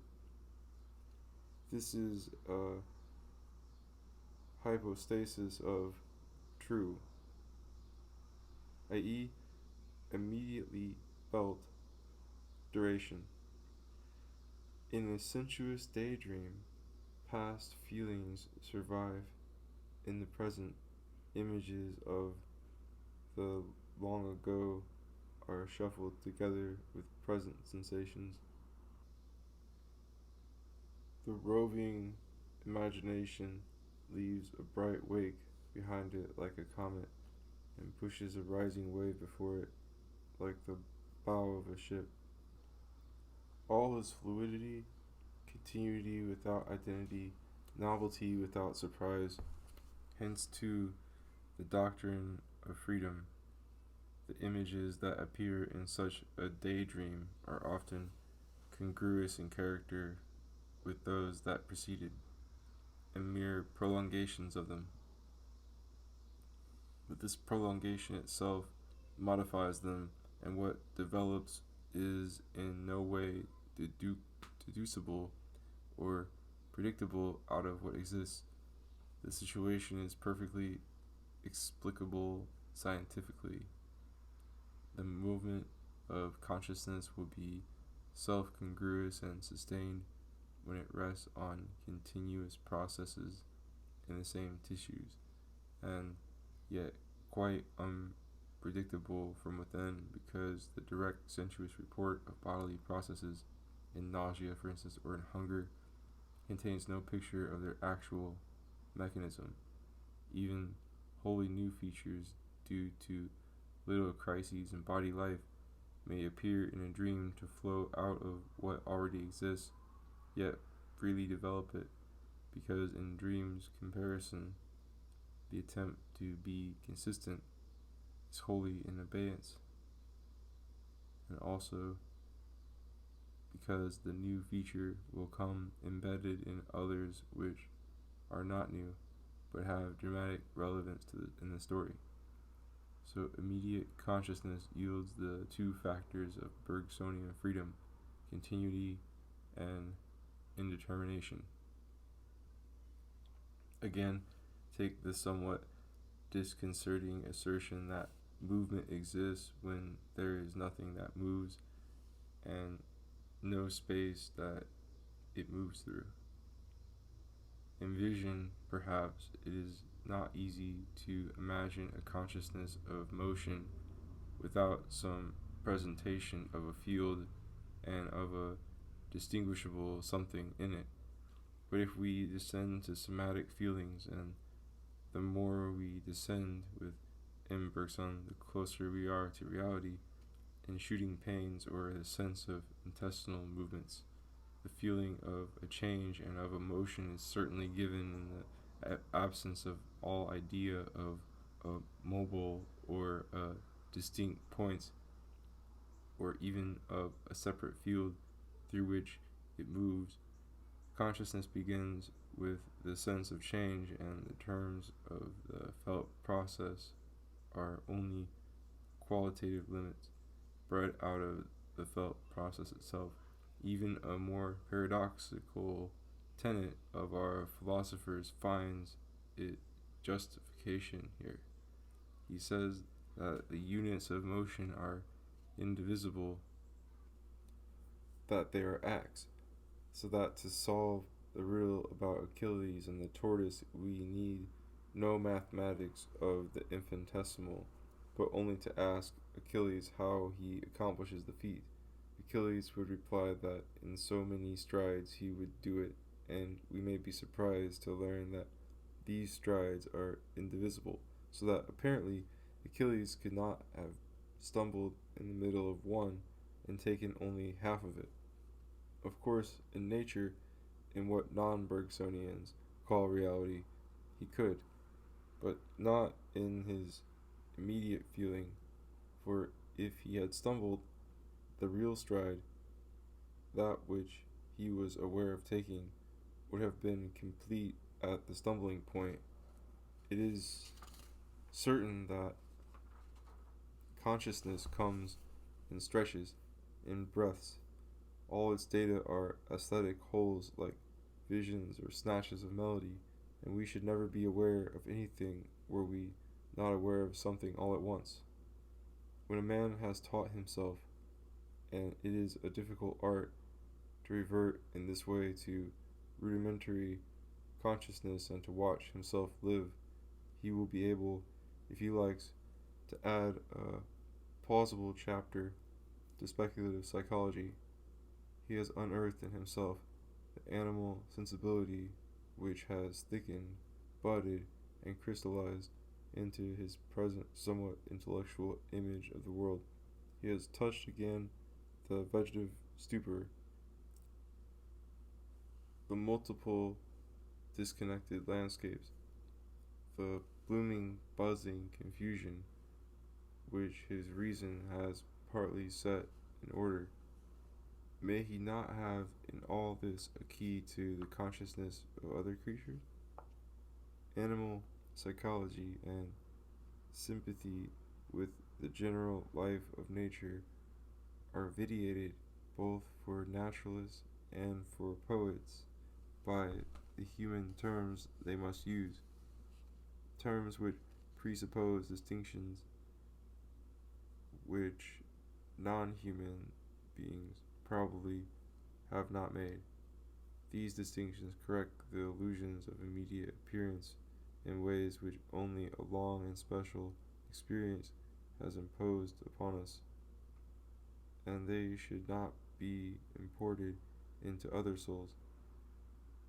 We are old men trying to sing the loves of children. We are wingless bipeds trying to understand the gods. But the data of the immediate are hardly human. I think that was a Plato reference. It is probable that at that level all sentience is much alike. From that common ground our imagination can perhaps start safely and follow such hints as observation furnishes, until we learn to live and feel as other living things do, or as nature may live and feel as a whole. Instinct, for instance, need not be, as our human prejudice suggests, a rudimentary intelligence. It may be a parallel sort of sensibility, an imageless awareness of the presence and character of other things, with a superhuman ability to change oneself so as to meet them. Do we not feel something of this sort ourselves in love, in art, in religion? M. Bergson is a most delicate and charming poet on this theme, and a plausible psychologist. His method of accumulating and varying his metaphors and leaving our intuition to itself under that artful stimulus is the only judicious and persuasive method he could have employed. His knack at it is wonderful. We recover, as we read, the innocence of the mind. It seems no longer impossible that we might, like the wise men in the storybooks, learn the language of birds. We share for the moment the siestas of plants, and we catch the quick consciousness of the waves of light vibrating at inconceivable rates, each throb forgotten as the next falls upon it, and we may be tempted to play on Shakespeare and say, like as the waves make toward the pebbled shore, so do their spirits hasten to their end. Some reader of M. Bergson might say to himself, all this is ingenious introspection and divination. Grant that it is true, and how does that lead to a new theory of the universe? You have been studying surface appearances and the texture of primitive consciousness. That is a part of the internal rumble of this great engine of the world. How should it loosen or dissolve that engine, as your philosophy evidently professes that it must? That nature exists, we perceive whenever we resume our intellectual and practical life, interrupted for a moment by this interesting reversion to the immediate. The consciousness which in introspection we treat as an object is in operation a cognitive activity. It diminishes the world. You would never yourself have conceived the minds of ethereal vibrations, or of birds, or of ants, or of men suspending their intelligence, if you had known of no men, ants, birds, or either. It is the material objects that suggest to you their souls, and teach you how to conceive them. How then should the souls be substituted for the bodies, and abolish them? Poor garrulous reader, if philosophers were straightforward men of science, adding each his mite to the general store of knowledge, MITE. They would all substantially agree, and while they might, MIGHT, make interesting discoveries, they would not herald each new transformation of the whole universe. But philosophers are either revolutionists or apologists, and some of them, like M. Bergson, are revolutionists in the interest of apologetics. Their art is to create some surprising inversion of things, some system of the universe contrary to common apprehension, or to defend some such inverted system propounded by poets long ago and perhaps consecrated by religion. It would not require a great man to say calmly, men, birds, and even ether waves, if you will, feel after this and this fashion. The greatness and the excitement begin when he says, your common sense, your practical intellect, your boasted science have entirely deceived you. See what the real truth is instead. So M. Bergson is bent on telling us that the immediate, as he describes it, is the sole reality. All else is unreal, artificial, and a more or less convenient symbol in discourse. Discourse itself being taken, of course, for a movement in immediate sensibility, which is what it is existentially, but never for an excursion into an independent logical realm, which is what it is spiritually and in intent. So we must revise all our psychological observations and turn them into metaphysical dogmas. It would be nothing to say simply, for immediate feeling, the past is contained in the present. Movement is prior to that which moves. Spaces are many, disconnected, and incommensurable. Events are indivisible wholes. Perception is in its object and identical with it. The future is unpredictable. The complex is bred out of the simple, and evolution is creative, its course being obedient to a general tendency or groping impulse, not to any exact law. No, we must say instead, in the universe at large, the whole past is preserved bodily in the present. Duration is real and space is only imagined. All is motion, and there is nothing substantial that moves. Times are incommensurable. Men, birds, and waves are nothing but the images of them. Our perceptions, like their spirits, being some compendium of these images. Chance intervenes in the flux, but evolution is due to an absolute effort which exists in vacuo and is simply itself. And this effort, without having an idea of what it pursues, nevertheless produces it out of nothing. The accuracy or the hollowness of M. Bergson's doctrine, according as we take it for literary psychology or for natural philosophy, will appear clearly in the following instance. Quote, any one who has ever practiced literary composition knows very well that after he has devoted long study to the subject, collected all the documents, and taken all his notes, one thing more is needed before he can actually embark on the work of composition, namely, an effort, often a very painful one, to plant himself all at once in the very heart of the subject, and to fetch from as profound a depth as possible the momentum by which he need simply let himself be borne along in the sequel. This momentum, as soon as it is acquired, carries the mind forward along a path where it recovers all the facts it had gathered together, and 1,000 other details besides. The momentum develops and breaks up of itself into particulars that might be retailed ad infinitum. The more he advances, the more he finds he will never have exhausted the subject. And nevertheless, if he turns round suddenly to face the momentum he feels at his back and see what it is, it eludes him, for it is not a thing but a direction of movement, and though capable of being extended indefinitely, it is simply simplicity itself. This is evidently well observed.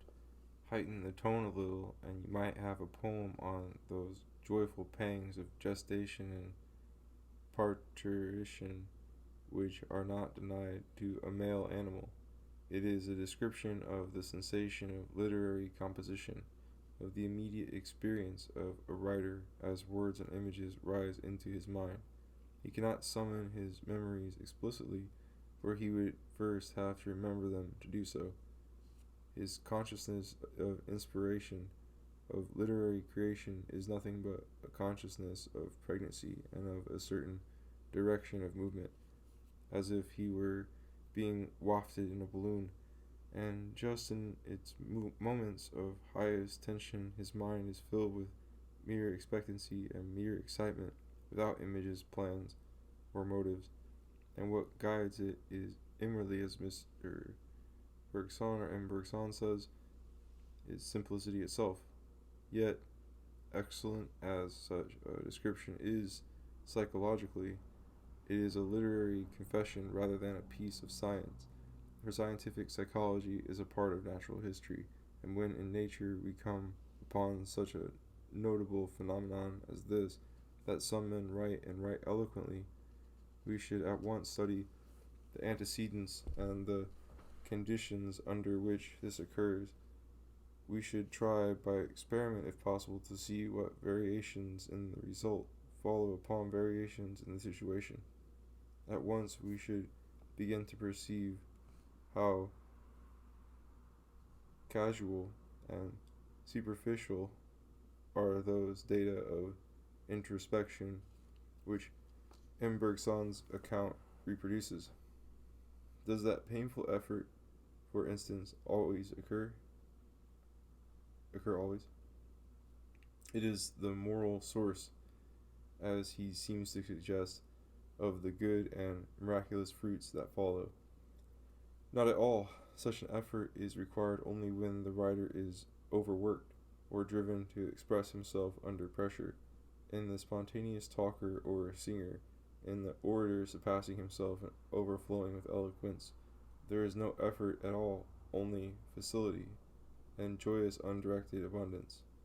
We should further ask whether all the facts previously gathered are recovered, and all correctly, and what relation the 1,000 other details have to them, and we should find that everything was controlled and supplied by the sensuous endowment of the literary man, his moral complexion, and his general circumstances, and we should perceive at the same time that the momentum which to introspection was so mysterious was, in fact, the discharge of many automatisms long imprinted on the system.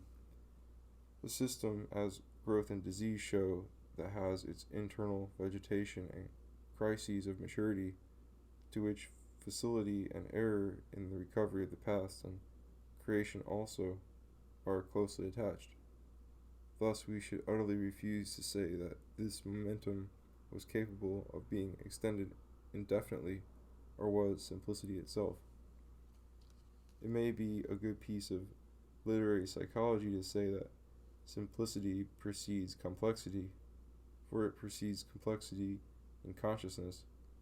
Consciousness dwindles and flares up most irresponsibly so long as its own flow alone is regarded, and it continually arises out of nothing, which indeed is simplicity itself. But it does not arise without real conditions outside, which cannot be discovered by introspection, nor divined by that literary psychology which proceeds by imagining what introspection might yield in others. There is a deeper mystification still in this passage, where a writer is said to plant himself in the very heart of the subject. The general tenor of M. Bergson's philosophy warrants us in taking this quite literally to mean that the field from which inspiration draws its materials is not the man's present memory, nor even his past experience, but the subject itself which that experience and this memory regard. In other words, what we write about and our latent knowledge are the same thing. When Shakespeare was composing his Antony and Cleopatra, for instance, he planted himself in the very heart of Rome and of Egypt, and in the very heart of the Queen of Egypt herself. What he had gathered from Plutarch and from elsewhere was, according to Bergson's view, a sort of glimpse of the remote reality itself, as if by telepathy he had been made to witness some part of it, or rather as if the scope of his consciousness had been suddenly extended in one direction so as to embrace and contain bodily a bit of that outlying experience. Thus, when the poet sifts his facts and sets his imagination to work at unifying and completing them, what he does is to pierce to Egypt, Rome, and the inner consciousness of Cleopatra, to fetch thence the profound momentum which is to guide him in composition, and it is there, not in the adventitious latter parts of his own mind, that he should find the 1,000 other details which he may add to the picture. Here again, in an exaggerated form, we have a transcript of the immediate, a piece of really wonderful introspection, spoiled by being projected into a theory of nature, which it spoils in its turn. Doubtless Shakespeare, in the heat of dramatic vision, lived his characters, transported himself to their environment, and felt the passion of each, as we do in a dream, dictating their unpremeditated words. But all this is in imagination. It is true only within the framework of our dream. In reality, of course, Shakespeare never pierced to Rome nor to Egypt. His elaborations of his data are drawn from his own feelings and circumstances, not from those of Cleopatra. This transporting oneself into the heart of a subject is a loose metaphor. The best one can do is to transplant the subject into one's own heart and draw from oneself impulses as profound as possible with which to vivify tradition and make it over in one's own image. Yet I fear that to speak so is rationalism, and would be found to involve, to the horror of our philosopher, that life is cognitive and spiritual, but dependent, discontinuous, and unsubstantial. What he conceives instead is that consciousness is a stuff out of which things are made, and has all the attributes, even the most material, of its several objects, and that there is no possibility of knowing save by becoming what one is trying to know. So perception, for him, lies where its object does, and is some part of it. Memory is the past experience itself, somehow shining through into the present, and Shakespeare's Cleopatra, I should infer, would have to be some part of Cleopatra herself in those moments when she spoke English. It is hard to be a just critic of mysticism, because mysticism can never do itself justice in words. To conceive of an external actual Cleopatra and an external actual mind of Shakespeare is to betray the cause of pure immediacy, and I suspect that if M. Bergson heard of such criticisms as I am making, he would brush them aside as utterly blind and scholastic, as the mystics have always said that God was not far from them, but dwelt in their hearts, meaning this pretty literally. So this mystical philosophy of the immediate, which talks sometimes so scientifically of things and with such intimacy of knowledge, feels that these things are not far from it, but dwell literally in his heart. The revelation and the sentiment of them, if it be thorough, is just what the things are. The total aspects to be discerned in a body are that body, and the movement of those aspects, when you enact it, is the spirit of that body, and at the same time a part of your own spirit. To suppose that a man's consciousness, either one's own or other people's, is a separate fact and above the shuffling of the things he feels, or that these things are anything over and above the feeling of them which exists more or less everywhere in diffusion, that for the mystic is to be once for all hopelessly intellectual, dualistic, and diabolical. If you cannot shed the husk of those dead categories, space, matter, mind, truth, person, life is shut out of your heart. And the mystic, who always speaks out of experience, is certainly right in this, that a certain sort of life is shut out by reason, the sort that reason calls dreaming or madness. But he forgets that reason too is a kind of life, and that of all the kinds, mystical, passionate, practical, aesthetic, intellectual, with their various degrees of light and heat, the life of reason is that which some people may prefer. I confess I am one of these, and I am not inclined, even if I were able, to reproduce M. Bergson's sentiments as he feels them.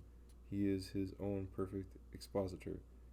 All a critic can aim at is to understand these sentiments as existing facts and to give them the place that belongs to them in the moral world. To understand, in most cases, is intimacy enough.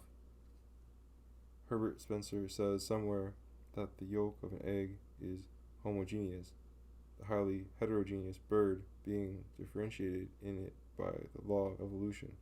I cannot think what assured Spencer of this homogeneity of the egg, except the fact that perhaps it all tasted alike, which might seem good proof to a pure empiricist. Leibniz, on the contrary, maintained that the organization of nature was infinitely deep, every part consisting of an endless number of discrete elements. Here we may observe the difference between good philosophy and bad. The idea of Leibniz is speculative and far outruns the evidence, but it is speculative in a well-advised, penetrating, humble, and noble fashion, while the idea of Spencer is foolishly dogmatic. It is a piece of ignorant self-sufficiency, like that insular empiricism that would deny that Chinamen were real until it had actually seen them.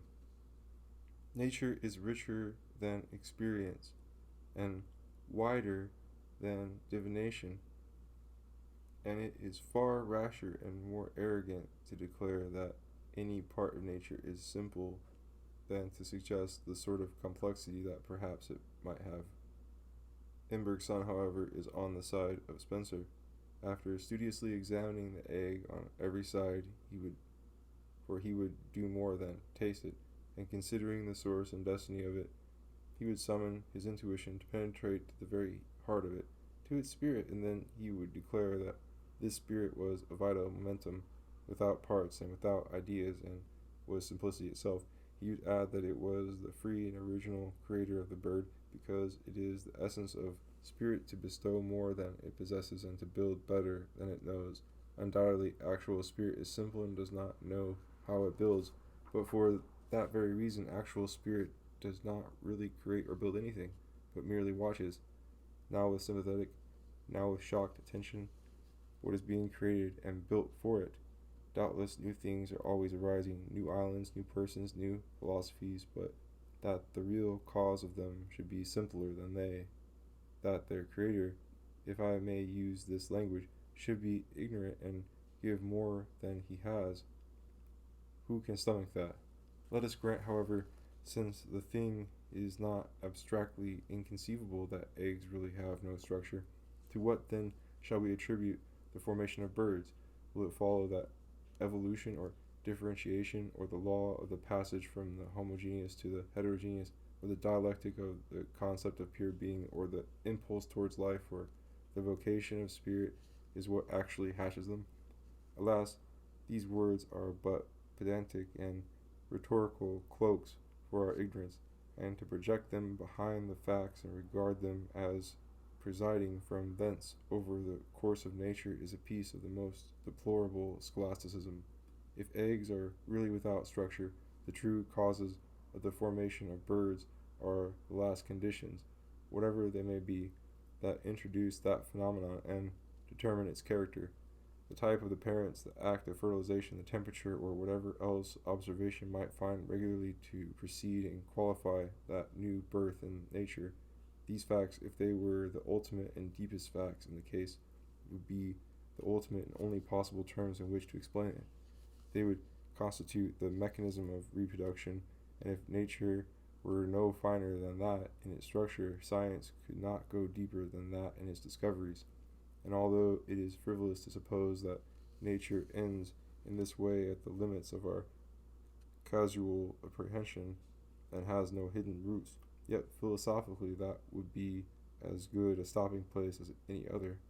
Ultimately, we should have to be satisfied with some factual conjunction and method in events. If atoms and their collisions by any chance were the ultimate and inmost facts discoverable, they would supply the explanation of everything in the only sense in which anything existent can be explained at all.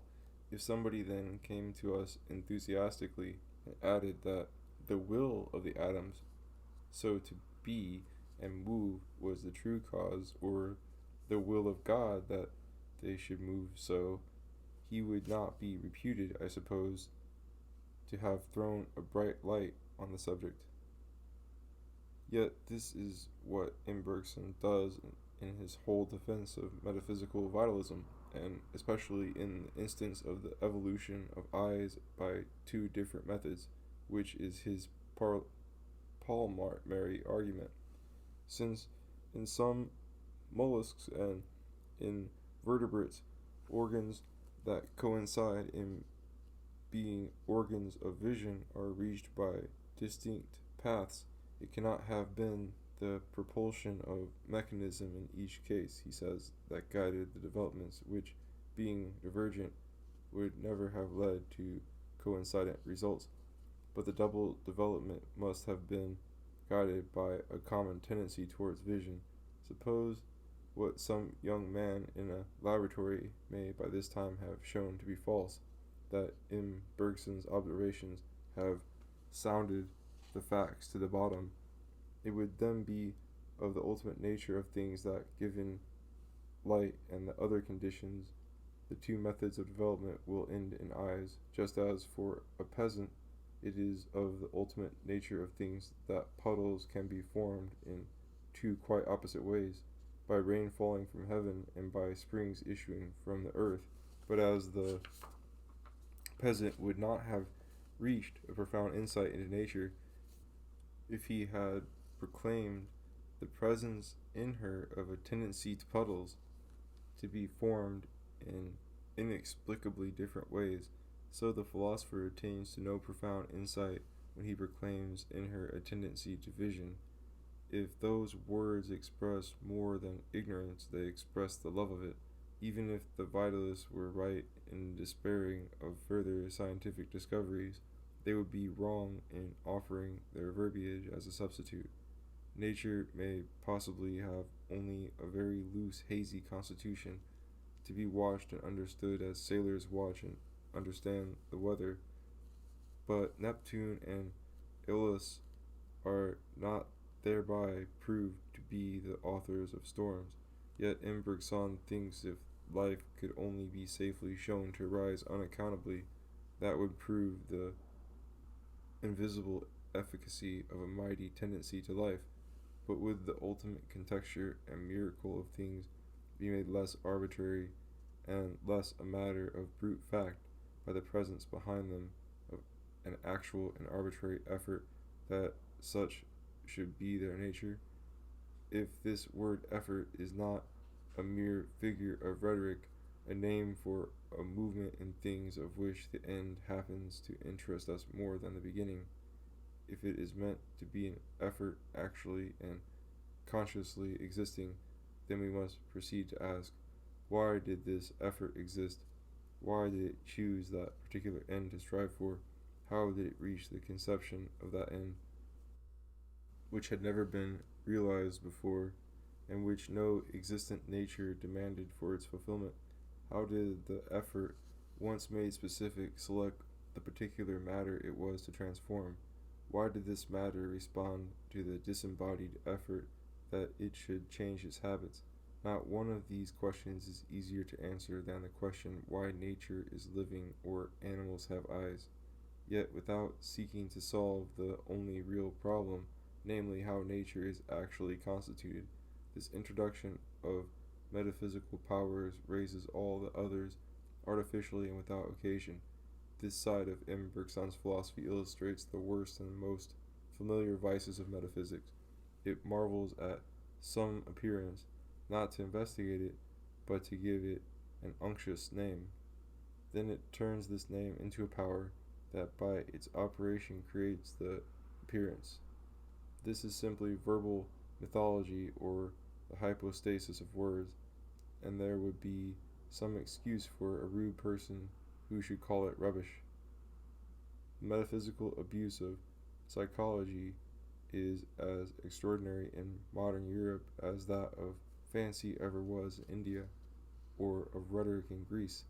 We find, for instance, Mr. Bradley murmuring as a matter almost too obvious to mention that the existence of anything not sentience is unmeaning to him, or, if I may put this evident principle in other words, that nothing is able to exist unless something else is able to discover it.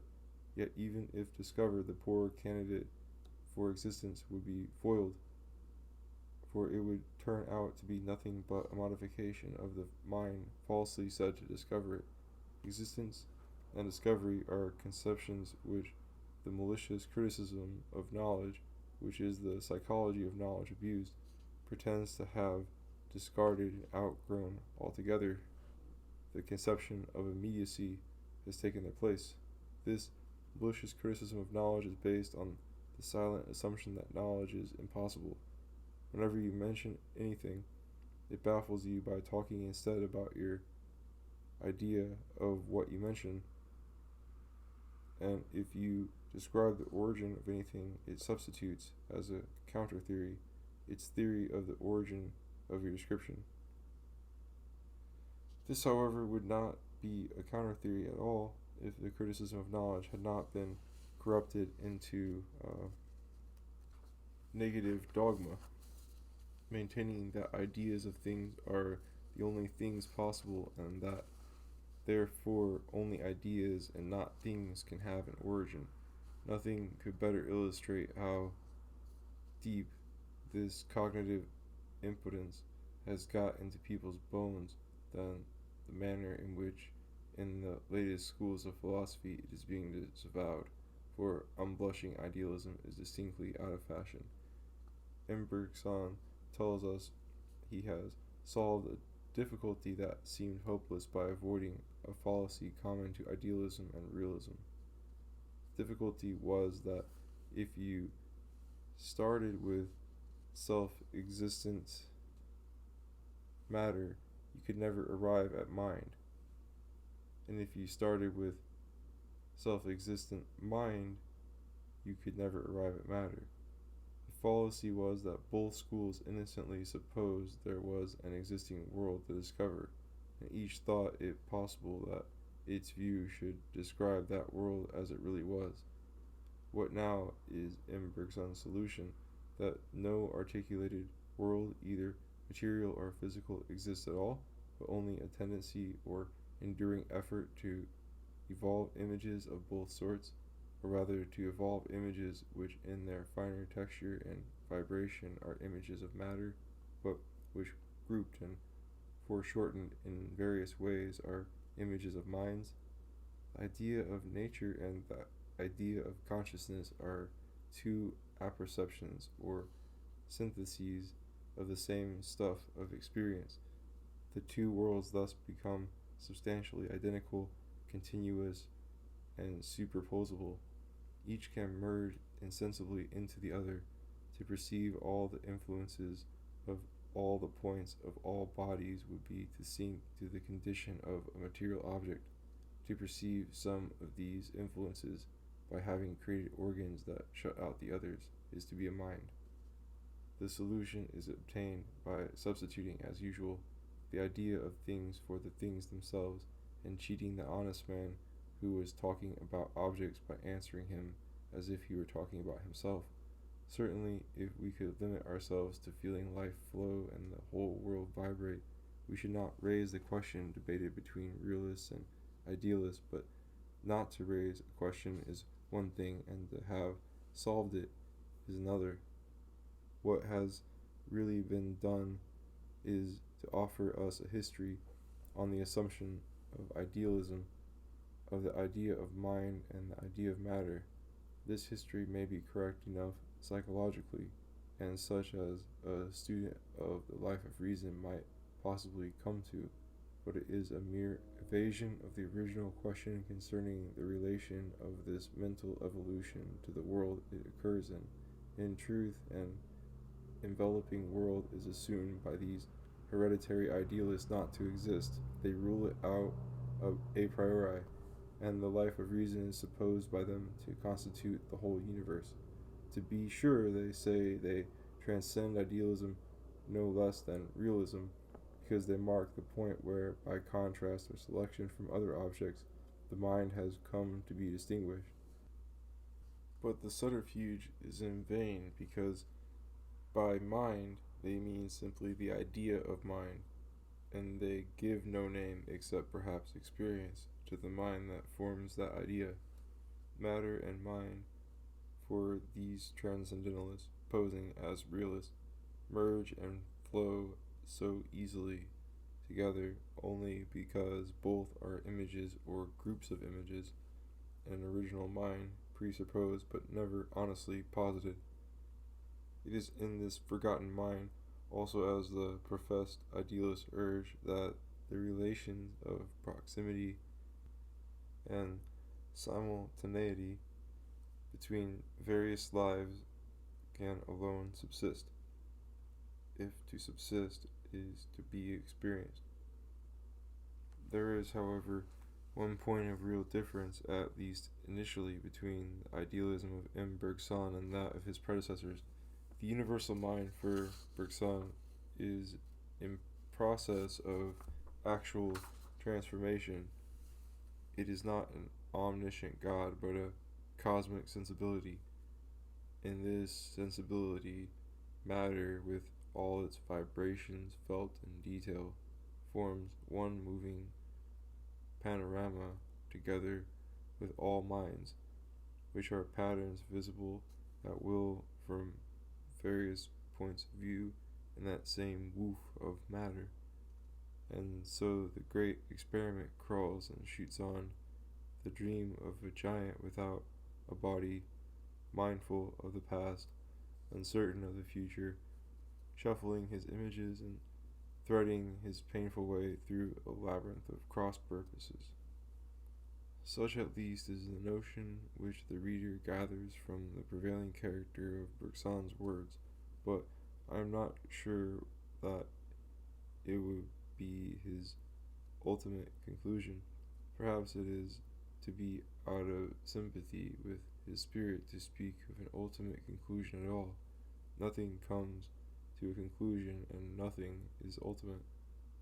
Many dilemmas, however, are inevitable, and if the master does not make a choice himself, his pupils will divide and trace the alternative consequences for themselves in each direction. If they care most for a real fluidity, as William James did, they will stick to something like what I have just described, but if they care most for immediacy, as we may suspect that M. Bergson does, they will transform that view into something far more orthodox. For real fluidity and absolute immediacy are not compatible. To believe in real change, you must put some trust in representation, and if you posit a real past and a real future, you posit independent objects. In absolute immediacy, on the contrary, instead of change taken realistically, you can have only a feeling of change. The flux becomes an idea in the absolute, like the image of a moving spiral, always flowing outwards or inwards, but with its center and its circumference always immovable. Duration, we must remember, is simply the sense of lasting. No time is real that is not lived through. Therefore, various lives cannot be dated in a common time, but have no temporal relations to one another. Thus, if we insist on immediacy, the vaunted novelty of the future, and the inestimable freedom of life threaten to become, like all else, the given feeling of novelty and freedom. I think there's some typos here from Gutenberg.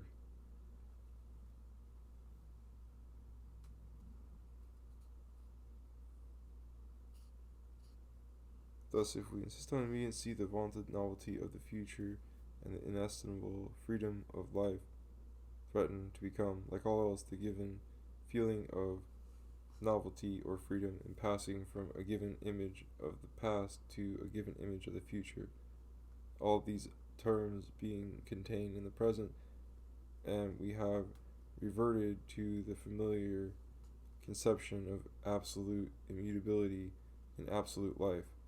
Mr. Bergson has studied Plotinus and Spinoza. I suspect he has not studied them in vain.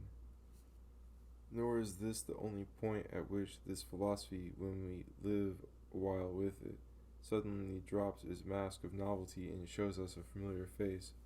It would seem, for instance, that beneath the drama of creative evolution there was a deeper nature of things.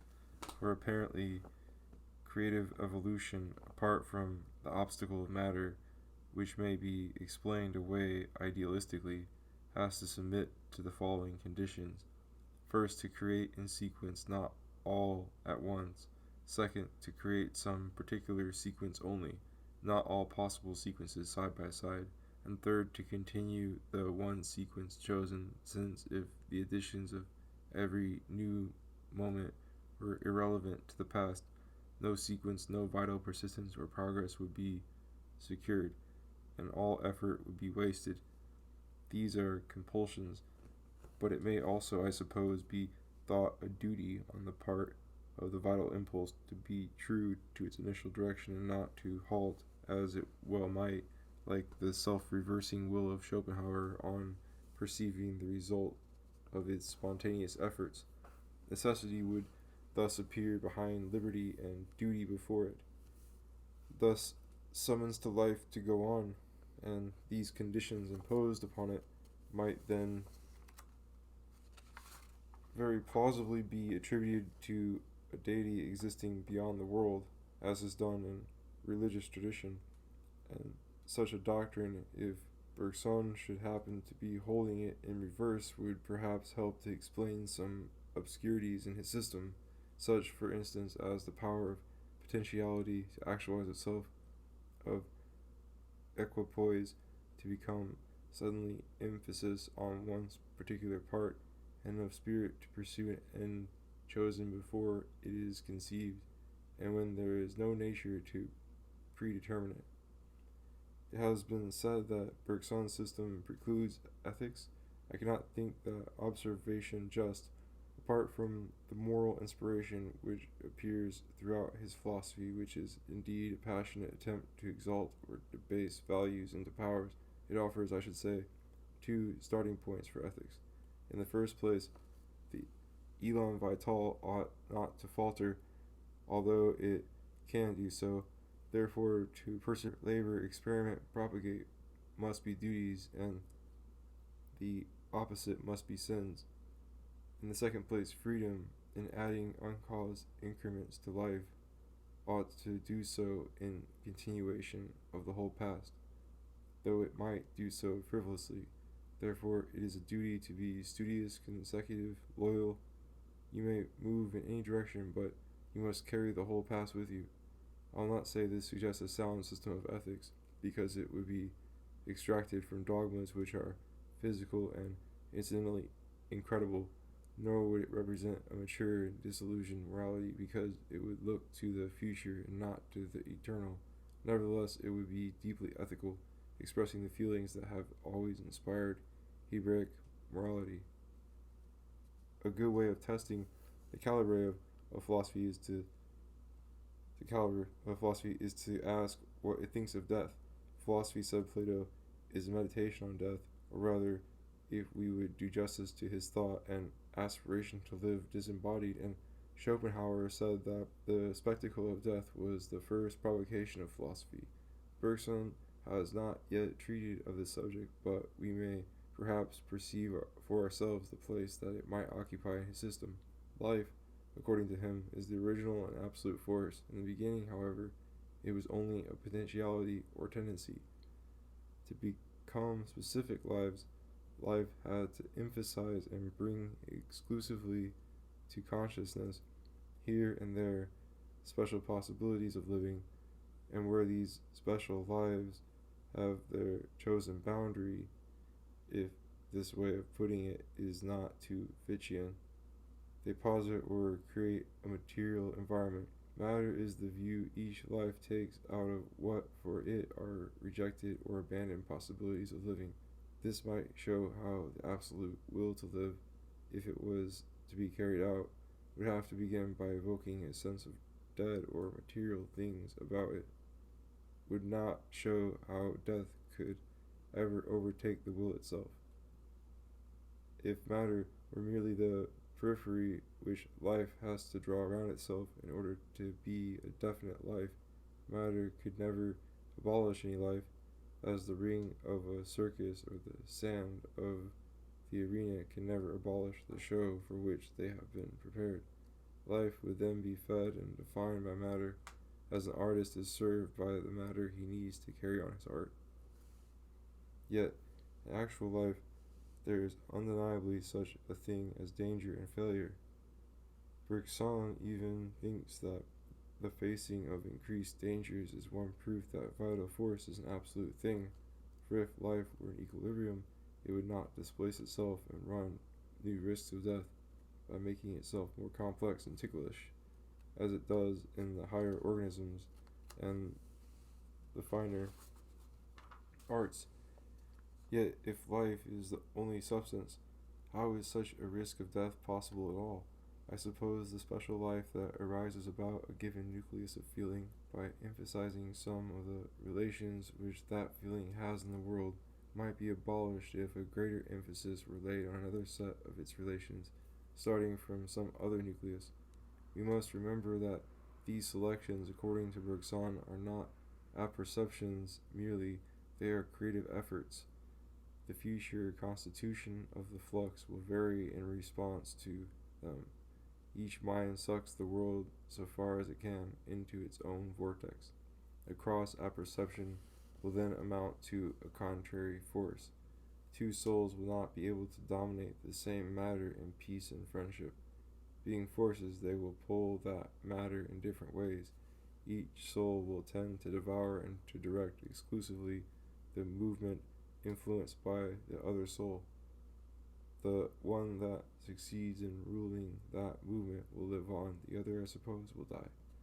Although Bergson may not like that painful word, he says the lower organisms store energy for the higher organisms to use, but when a sheep appropriates the energy stored up in grass, or a man that stored up in mutton, it looks as if the grass and the sheep had perished. Their elan vital is no longer theirs, for in this rough world to live is to kill. Nothing arises in nature, Lucretius says, save helped by the death of some other thing. Of course, this is no defeat for the elan vital in general, for according to our philosopher, the whole universe from the beginning has been making for just that supreme sort of consciousness which man who eats the mutton now possesses. The sheep and the grass were only things by the way and scaffolding for our precious humanity. But would it not be better if some being should arise nobler than man, not requiring abstract intellect nor artificial weapons, but endowed with instinct and intuition, let us say, the power of killing by radiating electricity? And might not men then turn out to have been mere explosives in which energy was stored, for convenient digestion by that superior creature. A shocking thought, no doubt, like the thought of death, and more distressing to our vital feelings than is the pleasing assimilation of grass and mutton in our bellies. Yet I can see no ground except a desire to flatter oneself for not crediting the elan vital with some such digestive intention. Bergson's system would hardly be more speculative if it entertained this possibility, and it would seem more honest. The vital impulse is certainly immortal, for if we take it in the naturalistic exoteric sense, for a force discovered in biology, it is an independent agent coming down into matter, organizing it against its will, and stirring it like the angel the pool of Bethesda. Though the ripples die down, the angel is not affected. He has merely flown away. And if we take the vital impulse mystically and esoterically as the only primal force creating matter in order to play with it, the immortality of life is even more obvious, for there is then nothing else in being that could possibly abolish it. But when we come to immortality for the individual, all grows obscure and ambiguous. The original tendency of life was certainly cosmic and not distinguished into persons. We are told it was like a wireless message sent at the creation, which is being read off last by the humanity of today. In the naturalistic view, the diversity of persons would seem to be due to the different material conditions under which one and the same spiritual purpose must fight its way towards realization in the different times and places. It is quite conceivable, however, that in the mystical view, the very sense of the original message should comport this variety of interpretations, and that the purpose should always have been to produce diverse individuals. The first view, as usual, is the one which Bergson has prevailingly in mind, and communicates most plausibly, while he holds to it that he is still talking about the natural world, and so we still know what he is talking about. On this view, however, personal immortality would be impossible. It would be, if it were aimed at, a self-contradiction in the aim of life, for the diversity of persons would be due to impediments only, and souls would differ simply insofar as they mutilated the message which they were all alike trying to repeat. They would necessarily, when the spirit was victorious, be reabsorbed and identified in the universal spirit. This view also seems most consonant with Bergson's theory of primitive reality as a flux of fused images, or a mind lost in matter. To this view, too, is attributable his hostility to intelligence, in that it arrests the flux, divides the fused images, and thereby murders and devitalizes reality. Of course, the destiny of spirit would not be to revert to that diffused materiality, for the original mind lost in matter had a very short memory. It was a sort of cosmic trepidation only, whereas the ultimate mind would remember all that, in its efforts after freedom, it had ever superadded to that trepidation or made it turn into. Even the abstract views of things taken by the practical intellect would, I fear, have to burden the universal memory to the end. We should be remembered even if we could no longer exist. On the other, more profound view, however, might not personal immortality be secured?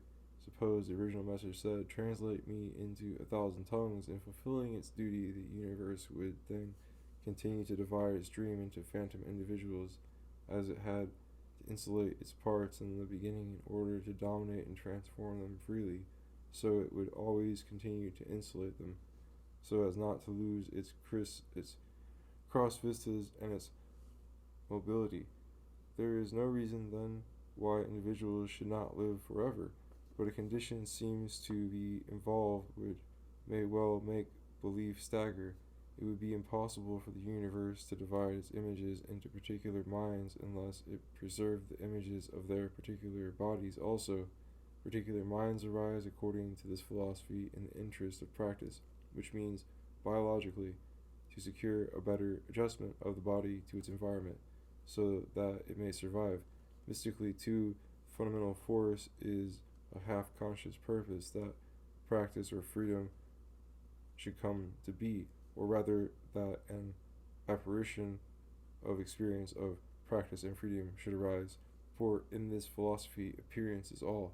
To secure this desirable apparition of practice, special tasks are set to various nuclei in felt space, such, for instance, as the task to see, and the image of a body, in this case that of an eye, is gradually formed in order to execute that task, for evidently the Absolute can see only if it looks, and to look it must first choose a point of view in an optical method. This point of view and this method posit the individual. They fix him in time and space and determine the quality and range of his passive experience. They are his body. If the Absolute then wishes to retain the individual not merely as one of its memories, but as one of its organs of practical life, it must begin by retaining the image of his body. His body must continue to figure in that landscape of nature which the Absolute Life, as it pulses, keeps always composing and recomposing. Otherwise, a personal mind, a sketch of things made from the point of view and in the interest of that body, cannot be preserved. Bergson, accordingly, should either tell us that our bodies are going to rise again, or he should not tell us, or give us to understand that our minds are going to endure. I suppose he cannot venture to preach that the resurrection of the body to this weak-kneed generation. He is too modern and plausible for that, yet he is too amiable to deny to our dilated nostrils some voluptuous whiffs of immortality. He asks if we are not led to suppose that consciousness passes through matter to be tempered like steel, to constitute distinct personalities and prepare them for a higher existence. Other animal minds are but human minds arrested. Men of, at last, what men, I wonder, are capable of remembering all and willing all and controlling their past and their future, so that we shall have no repugnance in admitting that in man, though perhaps in man alone, consciousness pursues its path beyond this earthly life. Elsewhere he says, in a phrase already much quoted and perhaps destined to be famous, that in man the spirit can spurn every kind of resistance and break through many an obstacle, perhaps even death. Here the tenor has ended on the inevitably high note, and the gallery is delighted. But was that the note set down for him in the music, and has he not sung it in falsetto? The immediate knows nothing about death. It takes intelligence to conceive it, and that perhaps is why Bergson says so little about it, and that little so far from serious. But he talks a great deal about life. He feels he has penetrated deeply into its nature, and yet death, together with birth, is a natural analysis of what life is. What is this creative purpose that must wait for sun and rain to set it in motion? What is this life that in any individual can be suddenly extinguished by a bullet? What is this elan vital that a little fall in temperature would banish altogether from the universe? The study of death may be out of fashion, but it is never out of season. The omission of this, which is almost the omission of wisdom from philosophy, warns us that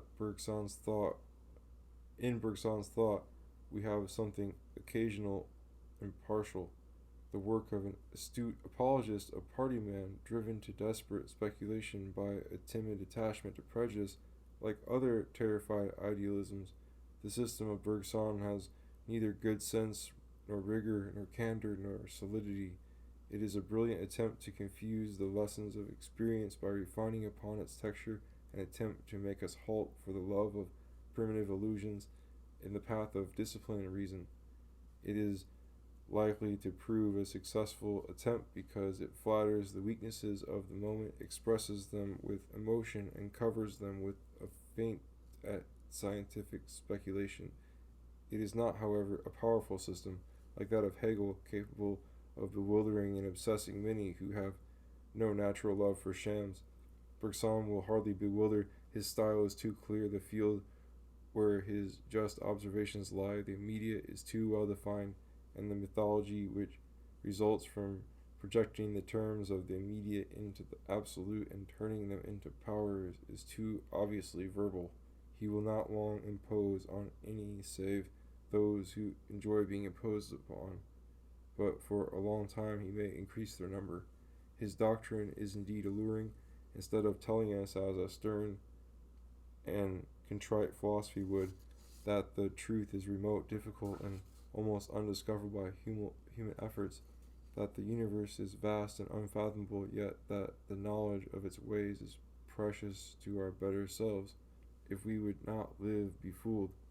This philosophy rather tells us that nothing is truer or more precious than our rudimentary consciousness with its vague instincts and premonitions, that everything ideal is fictitious, and that the universe at heart is as palpitating and irrational as ourselves. Why then strain the inquiry? Why seek to dominate passion by understanding it? Rather live on, work. It matters little at what, and grow. It matters nothing in what direction. Exert your instinctive powers of vegetation and emotion. Let your philosophy itself be a frank expression of this flux. The roar of the ocean in your little seashell, a momentary posture of your living soul, not a stark adoration of things reputed eternal. So the intellectual faithlessness and the material servility of the age are flattered together and taught to justify themselves theoretically. They cry joyfully, Nam Picavi, which is the modern formula for confession.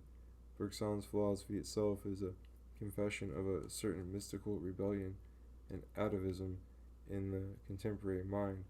It will remain a beautiful monument to the passing moment, a capital film for the cinematography of history, full of psychological truth and of a kind of restrained sentimental piety. His thought has all the charm that can go without strength and all the competence that can go without mastery. This is not an age of mastery. It is confused with too much business. It has no brave simplicity. The mind has forgotten its proper function, which is to crown life by quickening it into intelligence, and thinks if it could only prove that it accelerated life, that might perhaps justify its existence, like a philosopher at sea who, to make himself useful, should blow into the sail.